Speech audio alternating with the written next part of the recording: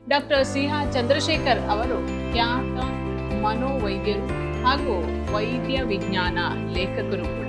ಆಧುನಿಕ ವೈದ್ಯ ವಿಜ್ಞಾನ ಜಗತ್ತಿಗೆ ಮೈಮೇಲೆ ದೇವರು ದೆವ್ವ ಬರುವಂತಹ ಸ್ಥಿತಿಯನ್ನ ಪೊಸೆಷನ್ ಸಿಂಡ್ರೋಮ್ ಎಂದು ಕರೆದು ಪರಿಚಯ ಮಾಡಿಸಿದ ಕೀರ್ತಿ PM ಆ್ಯಪ್ ಅನ್ನುವಂತಹ ವ್ಯಕ್ತಿಗೆ ಸಲ್ಲುತ್ತದೆ. ಆ ವ್ಯಕ್ತಿಗಳಲ್ಲಿ ಸುಲಭವಾಗಿ ಬೇರೆಯವರ ಮಾತು ಸೂಚನೆಗಳನ್ನ ಕೇಳಿ ಪಾಲಿಸುವವರು ಆಗಿದ್ದಾರೆ. ಅವರು ಪರಾವಲಂಬಿಗಳು.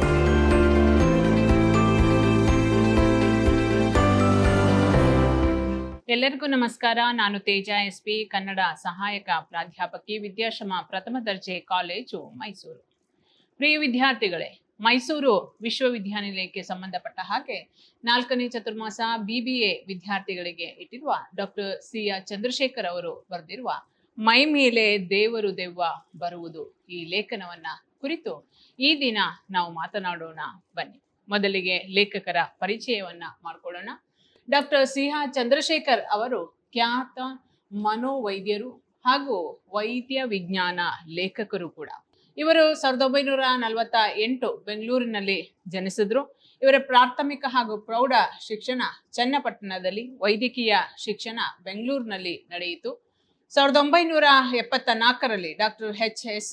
Narayan, doctor G.N. ನಾರಾಯಣ್ ರೆಡ್ಡಿ ಅವರ ಪ್ರೋತ್ಸಾಹದಿಂದ ಮಾನಸಿಕ ಆಸ್ಪತ್ರೆಯಲ್ಲಿ ಆನರರಿ ಸೀನಿಯರ್ ರೆಸಿಡೆಂಟ್ ಡಾಕ್ಟರ್ ಆಗಿ ಅವರು ನೇಮಕಗೊಂಡ್ರು. ಅನಂತರ ಬೆಂಗಳೂರಿನ ನಿಮಾನ್ಸ್ ಆಸ್ಪತ್ರೆಯಲ್ಲಿ ವೈದ್ಯರಾಗಿ ಉಪ ಆರೋಗ್ಯ ಅಧೀಕ್ಷಕರಾಗಿ 32 ವರ್ಷಗಳಿಗೂ ಕಾಲ ಹೆಚ್ಚು ಸೇವೆಯನ್ನ ಅವರು ಸಲ್ಲಿಸಿದ್ದಾರೆ. ನೋಡಿ, ಡಾಕ್ಟರ್ ಚಂದ್ರಶೇಖರ್ ಅವರು ದೆವ್ವ, ಭೂತ, ಬಾನಮತಿಗಳ ಬಗ್ಗೆ ವಿಶೇಷ ಆಸಕ್ತಿಯನ್ನ ವಹಿಸಿ ಆ ಬಗ್ಗೆ ಸಾಕಷ್ಟು ಅಧ್ಯಯನಗಳನ್ನ ಅವರು ನಡೆಸಿದ್ದಾರೆ. ಮಾನಸಿಕ ಆರೋಗ್ಯ, ಸಾಮಾನ್ಯ ಆರೋಗ್ಯ, ಲೈಂಗಿಕ ವಿಜ್ಞಾನ, ವೈಚಾರಿಕ ಸಾಹಿತ್ಯ, ಕಾದಂಬರಿ, ಸಣ್ಣ ಕತೆ, ಅನುವಾದ ಸಾಹಿತ್ಯ ಮುಂತಾದ ಪ್ರಕಾರಗಳಲ್ಲೂ ಕೂಡ ಅವರು ಕೆಲಸವನ್ನ ಮಾಡಿದ್ದಾರೆ. 150ಕ್ಕೂ ಹೆಚ್ಚು ಕೃತಿಗಳು ಪ್ರಕಟಗೊಂಡಿದೆ. ಇದರಲ್ಲಿ ಕೆಲವು ಕೃತಿಗಳು ತೆಲುಗು, ಉರ್ದು, ಗುಜರಾತಿ, ಹಿಂದಿ ಭಾಷೆಗಳಿಗೂ ಕೂಡ ಅನುವಾದಗೊಂಡಿದೆ. ಅಂತಹ ಅದ್ಭುತವಾದಂತಹ ವೈದ್ಯ ಲೇಖಕ ಡಾಕ್ಟರ್ ಸಿ.ಆರ್. ಚಂದ್ರಶೇಖರ್ ಅವರು ಬರೆದಿರುವಂತಹ ಕೆಲವು ಪ್ರಸಿದ್ಧವಾದಂತಹ ಕೃತಿಗಳನ್ನ ನಾವು ನೋಡ್ಕೊಂಡು ಬರೋಣ. ಮಗು, ಮನಸ್ಸು ಮತ್ತು ಆರೋಗ್ಯ ಅನ್ನುವಂತಹ ಕೃತಿ, ಹದಿವಯಸ್ಸು, ಅಸ್ವಸ್ಥ ಮನಸ್ಸು, ಚಿತ್ತ ವೈಚಿತ್ರ್ಯ, ಮಾನಸಿಕ ಕಾಯಿಲೆ ಎಂದರೇನು, ಕಷ್ಟ ಮನಸ್ಸಿಗೆ, ಕಾಯಿಲೆ ದೇಹಕ್ಕೆ, ವಿದ್ಯಾರ್ಥಿಗಳ ಮಾನಸಿಕ ಸಮಸ್ಯೆಗಳು, ಆಪ್ತ ಸಲಹೆ ಸಮಾಧಾನ, ಮೂರ್ಛೆ ರೋಗಕ್ಕೆ ಮದ್ದು, ಮನೋರೋಗಕ್ಕೆ ಚಿಕಿತ್ಸೆ ಏನು, ನಿಮ್ಮ ಮಾನಸಿಕ ಆರೋಗ್ಯವನ್ನ ಹೆಚ್ಚಿಸಿಕೊಳ್ಳಿ, ಸ್ಕಿಜೋಫ್ರೆನಿಯಾ ಅನ್ನುವಂತಹ ರೋಗಿಗೆ ಮನೆಯಲ್ಲಿ ಆರೈಕೆ, ಖಿನ್ನತೆ ಎಂಬ ಕಾಯಿಲೆ, ಹೀಗೆ ಹಲವು ಕೃತಿಗಳನ್ನ ಇವರು ರಚನೆ ಮಾಡಿದ್ದಾರೆ. ಇವರು ವೈದ್ಯರಾಗಿ, ಆರೋಗ್ಯ ಅಧಿಕಾರಿಯಾಗಿ ಕರ್ತವ್ಯ ನಿರ್ವಹಿಸುವುದರ ಜೊತೆಗೆ ಮನೋವಿಜ್ಞಾನ ಕ್ಷೇತ್ರದಲ್ಲಿ ಸಾಮಾಜಿಕ ಕಳಕಳಿಯುಳ್ಳಂತಹ ಹಿರಿಯ ವೈದ್ಯರಿಗೆ ಬೋಧನೆ ಮತ್ತು ತರಬೇತಿಗಳನ್ನು ಕೂಡ ಇವರು ನೀಡಿದ್ದಾರೆ. ಇವರ ವೈದ್ಯಕೀಯ ಸೇವೆ ಹಾಗೂ ವಿಜ್ಞಾನವನ್ನು ಜನಪ್ರಿಯಗೊಳಿಸುವುದಕ್ಕಾಗಿ ಕೇಂದ್ರ ಸರ್ಕಾರ ಕೊಡಮಾಡುವಂತಹ ಪ್ರತಿಷ್ಠಿತ ರಾಷ್ಟ್ರೀಯ ಪುರಸ್ಕಾರ, ಕರ್ನಾಟಕ ಸರ್ಕಾರದಿಂದ ಡಾಕ್ಟರ್ ಅನುಪಮ ನಿರಂಜನ ಪ್ರಶಸ್ತಿ, ಹಾಗೆ ಇತರ ಪ್ರತಿಷ್ಠಿತ ಸಂಘ ಸಂಸ್ಥೆಗಳಿಂದ 50ಕ್ಕೂ ಹೆಚ್ಚಿನ ಪ್ರಶಸ್ತಿ ಪುರಸ್ಕಾರಗಳು ಕೂಡ ಇವರಿಗೆ ಸಂದಿದೆ. ನಮ್ಮ ಭಾರತೀಯ ಸಮಾಜದಲ್ಲಿ ದೇವರು, ದೆವ್ವದ ಅಸ್ತಿತ್ವ ಕುರಿತಾಗಿ ಹೇಳಿಕೊಳ್ಳುವಂತಹ ಚಿಂತನೆಗಳಾಗಲಿ, ಜಿಜ್ಞಾಸೆಗಳಾಗಲಿ ಇಲ್ಲ. ವಿದ್ಯಾವಂತ ಅವಿದ್ಯಾವಂತರ ಆದಿಯಾಗಿ ವಿಜ್ಞಾನ ಲೋಕ ಕೂಡ ದೇವರು ಇದ್ದಾನೆ ಎಂದು ನಂಬುತ್ತದೆ. ದೇವರು ಇದ್ದಾನೆ ಎಂದ ಮೇಲೆ ದೆವ್ವವು ಇರಬೇಕಲ್ಲ ಎಂಬುದು ಬಹಳ ಮಂದಿ ಅದನ್ನ ಭಾವಿಸ್ತಾರೆ. ಆದರೆ ಮನೋವಿಜ್ಞಾನಿಯಾಗಿ ಡಾಕ್ಟರ್ ಸಿ.ಆರ್. ಚಂದ್ರಶೇಖರ್ ಅವರು ಮನೋವಿಜ್ಞಾನಿಯಾಗಿ ಡಾಕ್ಟರ್ ಸಿ.ಆರ್. ಚಂದ್ರಶೇಖರ್ ಅವರು ಹಲವು ರೀತಿಯ ಮಾನಸಿಕ ಒಂದು ಕಾಯಿಲೆಗಳಿಗೆ ಸಂಬಂಧಪಟ್ಟಂತಹ ಹಲವು ಪುಸ್ತಕಗಳನ್ನ ಬರೆದಿದ್ದಾರೆ. ಹಾಗೆ ಅವರು ತರಬೇತಿಗಳನ್ನು ಕೂಡ ನೀಡ್ತಾ ಇದ್ದಾರೆ. ವೈದ್ಯರಿಗೆ ತರಬೇತಿಗಳನ್ನು ಕೂಡ ನೀಡ್ತಾ ಇದ್ದಾರೆ. ಮಾನಸಿಕ ಕಾಯಿಲೆಗಳಿಂದಾಗಿ ಉಂಟಾಗುವಂತಹ ಒಂದು ಕುಟುಂಬದ ಒಂದು ವ್ಯಕ್ತಿಯ ಅಸ್ವಸ್ಥತೆ ಮತ್ತು ಕುಟುಂಬದ ಸ್ವಾಸ್ಥ್ಯವನ್ನು ಕೂಡ ಕಳ್ಕೊಳ್ಳುವಂತಹ ಒಂದು ಪರಿಸ್ಥಿತಿ, ಅದರೆಲ್ಲರಲ್ಲೂ ಕೂಡ ಯಾವ ರೀತಿ ಅದನ್ನ ಸರಿಪಡಿಸ್ಬೋದು ಅಂತ ಹೇಳಿಯೂ ಕೂಡ ಅನೇಕ ರೀತಿಯ ಒಂದು ಹೊಸದಾದಂತಹ ಚಿಂತನೆಗಳನ್ನ, ಆಲೋಚನೆಗಳನ್ನ ಮಾಡಿದ್ದಾರೆ ಡಾಕ್ಟರ್ ಸಿ.ಆರ್. ಚಂದ್ರಶೇಖರ್ ಅವರು. ಈ ಲೇಖನದಲ್ಲಿ ದೇವರು ದೆವ್ವ ಮೈಮೇಲೆ ಬರುವುದು ಅನ್ನುವಂತಹ ಲೇಖನದಲ್ಲಿ ಬಹಳಷ್ಟು ಅಂತಂದ್ರೆ ಈಗ ಬಹಳಷ್ಟು ಮಂದಿ ಅಂತಂದ್ರು ಕೂಡ ಅದರಲ್ಲೂ ವಿದ್ಯಾವಂತರು ಅವಿದ್ಯಾವಂತರು ಸೇರ್ಕೊಂಡಂತೆ ದೇವರು ದೈವ ಅಥವಾ ದೆವ್ವ ಮೈ ಮೇಲೆ ಬರುವುದನ್ನ ಒಪ್ಕೊಳ್ತಾರೆ, ನಂಬ್ಕೊಳ್ತಾರೆ. ಒಂದು ಪಾಸಿಟಿವ್ ಇರೋದ್ರಿಂದ ಅಂದ್ರೆ ಧನಾತ್ಮಕವಾದಂತಹ ಒಂದು ಶಕ್ತಿ ಇದೆ ಅಂತಂದ್ರೆ ಋಣಾತ್ಮಕವಾದಂತಹ ಶಕ್ತಿಯೂ ಇದೆ ಅನ್ನೋದನ್ನ ಬಹಳಷ್ಟು ಮಂದಿ ನಂಬ್ತಾರೆ. ಆದ್ರೆ ಡಾಕ್ಟರ್ ಚಂದ್ರಶೇಖರ್ ಅವರು ಏನ್ ಹೇಳ್ತಾ ಇದ್ದಾರೆ, ಏನ್ ಹೇಳಕ್ಕೆ ಪ್ರಯತ್ನವನ್ನ ಪಡ್ತಾರೆ ಅನ್ನೋದನ್ನ ನಾವು ಈ ಲೇಖನದಲ್ಲಿ ನೋಡ್ಬೋದು. ದೇವರು ದೈವಕ್ಕೆ ಹೆದರಿ ಬದುಕುವಂತಹ ಸಮಾಜದಲ್ಲಿ ಮೈಮೇಲೆ ದೇವರು ದೈವ ಬರುವಂತಹ ಸಂಗತಿಗಳನ್ನ ನಿತ್ಯ ಬದುಕಿನಲ್ಲಿ ಸಾಮಾನ್ಯವಾದಂತಹ ಸಹಜ ಸಂಗತಿಗಳಾಗಿವೆ. ನಮ್ಮ ಸಮುದಾಯಗಳಿಗೆ ದೇವರು ದೆವ್ವ ಕೇವಲ ನಂಬಿಕೆಯ ಭಾಗವಾಗಿರದೆ ಬದುಕಿನ ಸಂಸ್ಕೃತಿಯ ಆಚರಣೆಯ ಭಾಗಗಳಾಗಿ ಮಾರ್ಪಟ್ಟಿವೆ. ದೇವರು ದೆವ್ವ ಅನ್ನೋಂಥದ್ದು ಸಾಮಾನ್ಯವಾಗಿ ಎಲ್ಲರೂ ಕೂಡ ನಂಬ್ಕೊಂಡು ಬಂದಿದ್ದಾರೆ. ಅದರಲ್ಲೂ ಕೂಡ ನಮ್ಮ ಸಮುದಾಯಗಳಿಗೆ ದೇವರು ದೆವ್ವ ಅನ್ನುವಂತಹ ನಂಬಿಕೆ ಬರೀ ಒಂದು ಭಾಗ ಆಗಿರದೆ ಅದು ನಮ್ಮ ಬದುಕಿನ, ನಮ್ಮ ಸಂಸ್ಕೃತಿಯ, ನಮ್ಮ ಆಚರಣೆಯ ಭಾಗಗಳಾಗಿ ಮಾರ್ಪಟ್ಟಿವೆ. ಹಲವು ಬಾರಿ ಸಮಾಜದ ಪ್ರಬಲ ವರ್ಗ ಧರ್ಮ, ದೇವರು, ದೈವದ ಹೆಸರಿನಲ್ಲಿ ದುರ್ಬಲ ವರ್ಗದ ಜನರನ್ನ ನಿಯಂತ್ರಿಸುತ್ತದೆ. ಸತ್ಯ ನೋಡಿ, ದೇವರು ದೆವ್ವ ಅನ್ನುವಂತಹ ನಂಬಿಕೆ ಸಾಮಾನ್ಯವಾದಂತಹ ರೀತಿಯಲ್ಲಿ ಸಂಸ್ಕೃತಿಯಲ್ಲಿ, ನಮ್ಮ ಆಚರಣೆಯಲ್ಲಿ ಅದೊಂದು ಭಾಗವಾಗಿ ಮಾರ್ಪಟ್ಟಿದೆ ಅಂತ. ನಮ್ಮ ಸಂಸ್ಕೃತಿಯಲ್ಲಿ, ನಮ್ಮ ಆಚರಣೆಗಳಲ್ಲಿ ಒಂದು ಭಾಗವಾಗಿ ಅದು ಮಾರ್ಪಟ್ಟಿದೆ. ಅದು ಅಲ್ಲದೆ ಕೆಲವೊಂದು ಸಂದರ್ಭಗಳಲ್ಲಿ ಏನಾಗುತ್ತೆ ಅಂತಂದ್ರೆ ಸಮಾಜದಲ್ಲಿರುವಂತಹ ಪ್ರಬಲ ವರ್ಗಗಳು ದುರ್ಬಲ ವರ್ಗದವರನ್ನ ನಿಯಂತ್ರಿಸುವಂತಹ ಸಲುವಾಗಿ ದೇವರು ದೆವ್ವ ಇದರಗಳ ದಿಂದ ಆ ವರ್ಗಗಳನ್ನ ನಿಯಂತ್ರಿಸುತ್ತೆ, ತನ್ನ ಹತೋಟಿಯಲ್ಲಿ ಇಟ್ಕೊಳ್ಳುವಂತ ಒಂದು ಪ್ರಯತ್ನವನ್ನ ಮಾಡುತ್ತೆ ಅನ್ನೋದನ್ನ ಇಲ್ಲಿ ತಿಳಿಸ್ತಾರೆ. ಪ್ರಸ್ತುತ ಮೈಮೇಲೆ ದೇವರು ಅಥವಾ ದೆವ್ವ ಬರುವುದು ಅನ್ನುವಂತಹ ಲೇಖನವನ್ನ ಡಾಕ್ಟರ್ CR ಚಂದ್ರಶೇಖರ್ ಅವರ ದೇವರು ದೆವ್ವ ಇರುವುದೇ ಮೈ ಮೇಲೆ ಬರುವುದೇ ಎಂಬ ವೈದ್ಯ ವಿಜ್ಞಾನ ಕೃತಿಯಿಂದ ಆರಿಸಿಕೊಳ್ಳಲಾಗಿ ನಿಮಗೆ ಇಟ್ಟಿರುವಂತಹ ಈ ಪ್ರಸ್ತುತ ಲೇಖನ ಮೈ ಮೇಲೆ ದೇವರು ದೆವ್ವ ಬರುವುದೇ ಅನ್ನುವಂತಹ ಲೇಖನವನ್ನ ಅವರ ವೈದ್ಯ ವಿಜ್ಞಾನ ಅನ್ನುವಂತಹ ಕೃತಿಯಿಂದ ದೇವರು ದೆವ್ವ ಇರುವುದೇ ಮೈ ಮೇಲೆ ಬರುವುದೇ ಅನ್ನುವಂತಹ ವೈದ್ಯ ವಿಜ್ಞಾನ ಕೃತಿಯಿಂದ ಇದನ್ನ ಆರಿಸ್ಕೊಳ್ಳಲಾಗಿದೆ. ಹಾಗಾದ್ರೆ ದೇವರು ದೆವ್ವ ಬರುವಂಥದ್ದು ನಿಜನ? ನಿಜವಾಗ್ಲೂ ಕೂಡ ಅದು ಮೈ ಮೇಲೆ ಆವರಿಸುತ್ತಾ ಅಥವಾ ಅದಕ್ಕೆ ಕಾರಣಗಳು ಏನು? ಆ ರೀತಿ ಏನಾದ್ರೂ ಬಂದ್ರೆ ಅದು ನಿಜವಾಗ್ಲೂ ಕೂಡ ಮಾನಸಿಕ ತೊಂದರೆಯೇ? ಅದನ್ನ ಸರಿಪಡಿಸೋದಾದ್ರೂ ಕೂಡ ಹೇಗೆ? ಯಾವ್ಯಾವ ಕಾರಣಕ್ಕೋಸ್ಕರ ಅದು ಆ ರೀತಿ ಮೈ ಮೇಲೆ ಪೊಸೆಸ್ ಅಥವಾ ಆವರಿಸ್ಕೊಳ್ಳುತ್ತೆ ಅನ್ನೋದನ್ನ ಅವರು ಹಲವು ವೈಜ್ಞಾನಿಕವಾದಂತಹ ದೃಷ್ಟಿಕೋನದಲ್ಲಿ ಈ ಲೇಖನವನ್ನ ಚರ್ಚಿಸ್ತಾ ಹೋಗ್ತಾರೆ. ನಿಜವಾಗ್ಲೂ ಕೂಡ ಇದೆಯಾ ಅಥವಾ ಇದು ಎಲ್ಲವೂ ಕೂಡ ನಮ್ಮ ನಂಬಿಕೆಯ ಅಂತ ಹೇಳಿ ಅವರು ಚರ್ಚೆ ಮಾಡ್ತಾ ಹೋಗ್ತಾರೆ. ಅದಕ್ಕೆ ಕಾರಣಗಳನ್ನು ಕೂಡ ವೈಜ್ಞಾನಿಕವಾದಂತಹ ಕಾರಣಗಳನ್ನು ಕೂಡ ಅವರು ಉದಾಹರಣೆ ಮೂಲಕ ನೀಡ್ತಾರೆ. ಬನ್ನಿ ಹಾಗಾದ್ರೆ ನೋಡೋಣ. ಆಧುನಿಕ ವೈದ್ಯ ವಿಜ್ಞಾನ ಜಗತ್ತಿಗೆ ಮೈಮೇಲೆ ದೇವರು ದೆವ್ವ ಬರುವಂತಹ ಸ್ಥಿತಿಯನ್ನ ಪೊಸೆಷನ್ ಸಿಂಡ್ರೋಮ್ ಎಂದು ಕರೆದು ಪರಿಚಯ ಮಾಡಿಸಿದ ಕೀರ್ತಿ PM ಆ್ಯಪ್ ಅನ್ನುವಂತಹ ವ್ಯಕ್ತಿಗೆ ಸಲ್ಲುತ್ತದೆ. ನೋಡಿ, ಈ ಆಧುನಿಕ ವೈದ್ಯ ವಿಜ್ಞಾನ ಜಗತ್ತಿಗೆ ಮೈ ಮೇಲೆ ದೇವರು ದೆವ್ವ ಬರುವಂತಹ ಒಂದು ಸ್ಥಿತಿಯನ್ನ ಪೊಸೆಷನ್ ಸಿಂಡ್ರೋಮ್ ಅಂತ ಹೇಳಿ ಅದನ್ನ ಕರೀತಾರೆ.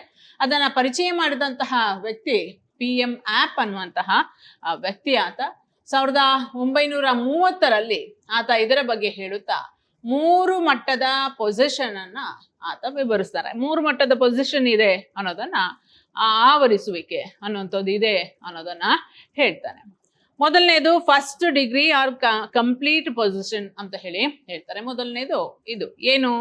ವ್ಯಕ್ತಿಯ ಮೈ ಮೇಲೆ ಬಂದ ದೇವರು ದೆವ್ವ ವ್ಯಕ್ತಿಯ ಮೇಲೆ ಸಂಪೂರ್ಣ ಹಿಡಿತವನ್ನ ಸಾಧಿಸೋದು. ವ್ಯಕ್ತಿಯ ಮೈ ಮೇಲೆ ಬಂದಂತಹ ದೇವರು ದೆವ್ವ ಸಂಪೂರ್ಣವಾಗಿ ಹಿಡಿತವನ್ನ ಸಾಧಿಸೋದು. ಅವನಿಗೆ ಗೊತ್ತೇ ಇರಲ್ಲ ಅವನಿಗೆ ಏನಾಗ್ತಾ ಇದೆ, ಏನ್ ಮಾಡ್ತಾ ಇದ್ದೀನಿ, ತಾನು ಏನ್ ಹೇಳ್ತಾ ಇದ್ದೀನಿ, ಇದು ಯಾವುದೂ ಕೂಡ ಗೊತ್ತಿರಲ್ಲ, ಸಂಪೂರ್ಣವಾಗಿ ಆವರಿಸಿರುತ್ತೆ. ಹಾಗೆ ವ್ಯಕ್ತಿಯ ಪ್ರಜ್ಞೆ ವ್ಯಕ್ತಿತ್ವ ಸಂಪೂರ್ಣವಾಗಿ ಮರೆಯಾಗುತ್ತದೆ. ವ್ಯಕ್ತಿಯ ಪ್ರಜ್ಞೆ ಗೊತ್ತಿರಲ್ಲ ಅವನಿಗೆ ಏನಾಗ್ತಾ ಇದೆ ಅಂತ ಹೇಳಿ, ಅವನ ವ್ಯಕ್ತಿತ್ವ ಸಂಪೂರ್ಣವಾಗಿ ಅಲ್ಲಿ ಮರೆಯಾಗುತ್ತೆ. ವ್ಯಕ್ತಿ ಎಂಥ ನೋವಿಗೂ ಪ್ರತಿಕ್ರಿಯಿಸುವುದಿಲ್ಲ. ಅವನೇನಾದ್ರೂ ಕೈ ಕುಯ್ಕೊಂಡ್ರು ಅಥವಾ ನಾಲಿಗೆನ ಚುಚ್ಕೊಂಡ್ರು ಯಾವುದಕ್ಕೂ ಕೂಡ ಅವನು ಪ್ರತಿಕ್ರಿಯೆಯನ್ನ ನೀಡಲ್ಲ, ಸಂಪೂರ್ಣವಾಗಿ ಆವರಿಸಿರುತ್ತೆ. ಇದನ್ನ first degree R complete position ಅಂತ ಹೇಳಿ ಅವರು ಕರೀತಾರೆ. ಆತನ ಧ್ವನಿ, ಮಾತು, ನಡವಳಿಕೆ ಸಂಪೂರ್ಣವಾಗಿ ಬದಲಾಗುತ್ತದೆ. ಅವನು ಹೇಗೆ ಮಾತಾಡ್ತಾ ಇರ್ತಾನೆ, ಯಾವ ರೀತಿ ಧ್ವನಿ ಇರುತ್ತೆ, ಅವನು ಸಾಮಾನ್ಯವಾದಂಥ ಮಾಮೂಲಿನ ರೀತಿಯಲ್ಲಿ ಧ್ವನಿ ಹೇಗಿರುತ್ತೆ, ಅದೆಲ್ಲವೂ ಕೂಡ ಬದಲಾವಣೆ ಆಗೋಗಿರುತ್ತೆ. ಸಂಪೂರ್ಣವಾಗಿ ಮೈಮೇಲೆ ಬಂದ ದೆವ್ವದ ವ್ಯಕ್ತಿ ವಿಶೇಷಗಳನ್ನ ಆತ ಅಳವಡಿಸಿಕೊಳ್ಳುತ್ತಾನೆ. ಅದರ ಆವರಿಸ್ಕೊಂಡಿರುವಂತಹ ವ್ಯಕ್ತಿ ವಿಶೇಷಗಳು ಹೇಗಿದೆಯೋ ಅದನ್ನ ಆತ ಮಾತಾಡ್ತಾನೆ ಹೊರತು ತನ್ನ ಸ್ವಂತ ವ್ಯಕ್ತಿತ್ವ ಏನು ಅನ್ನೋದು ಅವನಿಗೆ ಗೊತ್ತಿರಲ್ಲ. ಇದರಿಂದಾಗಿ ತಾನು ಆರೆಂದು ಹೇಳದೆಯೇ ನೋಡುಗರು ಮೈಮೇಲೆ ಬಂದ ದೆವ್ವವನ್ನ ಗುರುತಿಸುವಂತಾಗುತ್ತೆ. ತಾನು ಯಾರು ಅಂತ ಹೇಳಿ ಆತ ಹೇಳಲ್ಲ, ಆದ್ರೆ ಆ ಮೈಮೇಲೆ ಬಂದಂತಹ ದೇವರು ಇಂಥದ್ದು ಅಂತ ಹೇಳಿ ನೋಡುಗರು ಅಥವಾ ಜನರು ಅದನ್ನ ಗುರುತಿಸ್ತಾರೆ.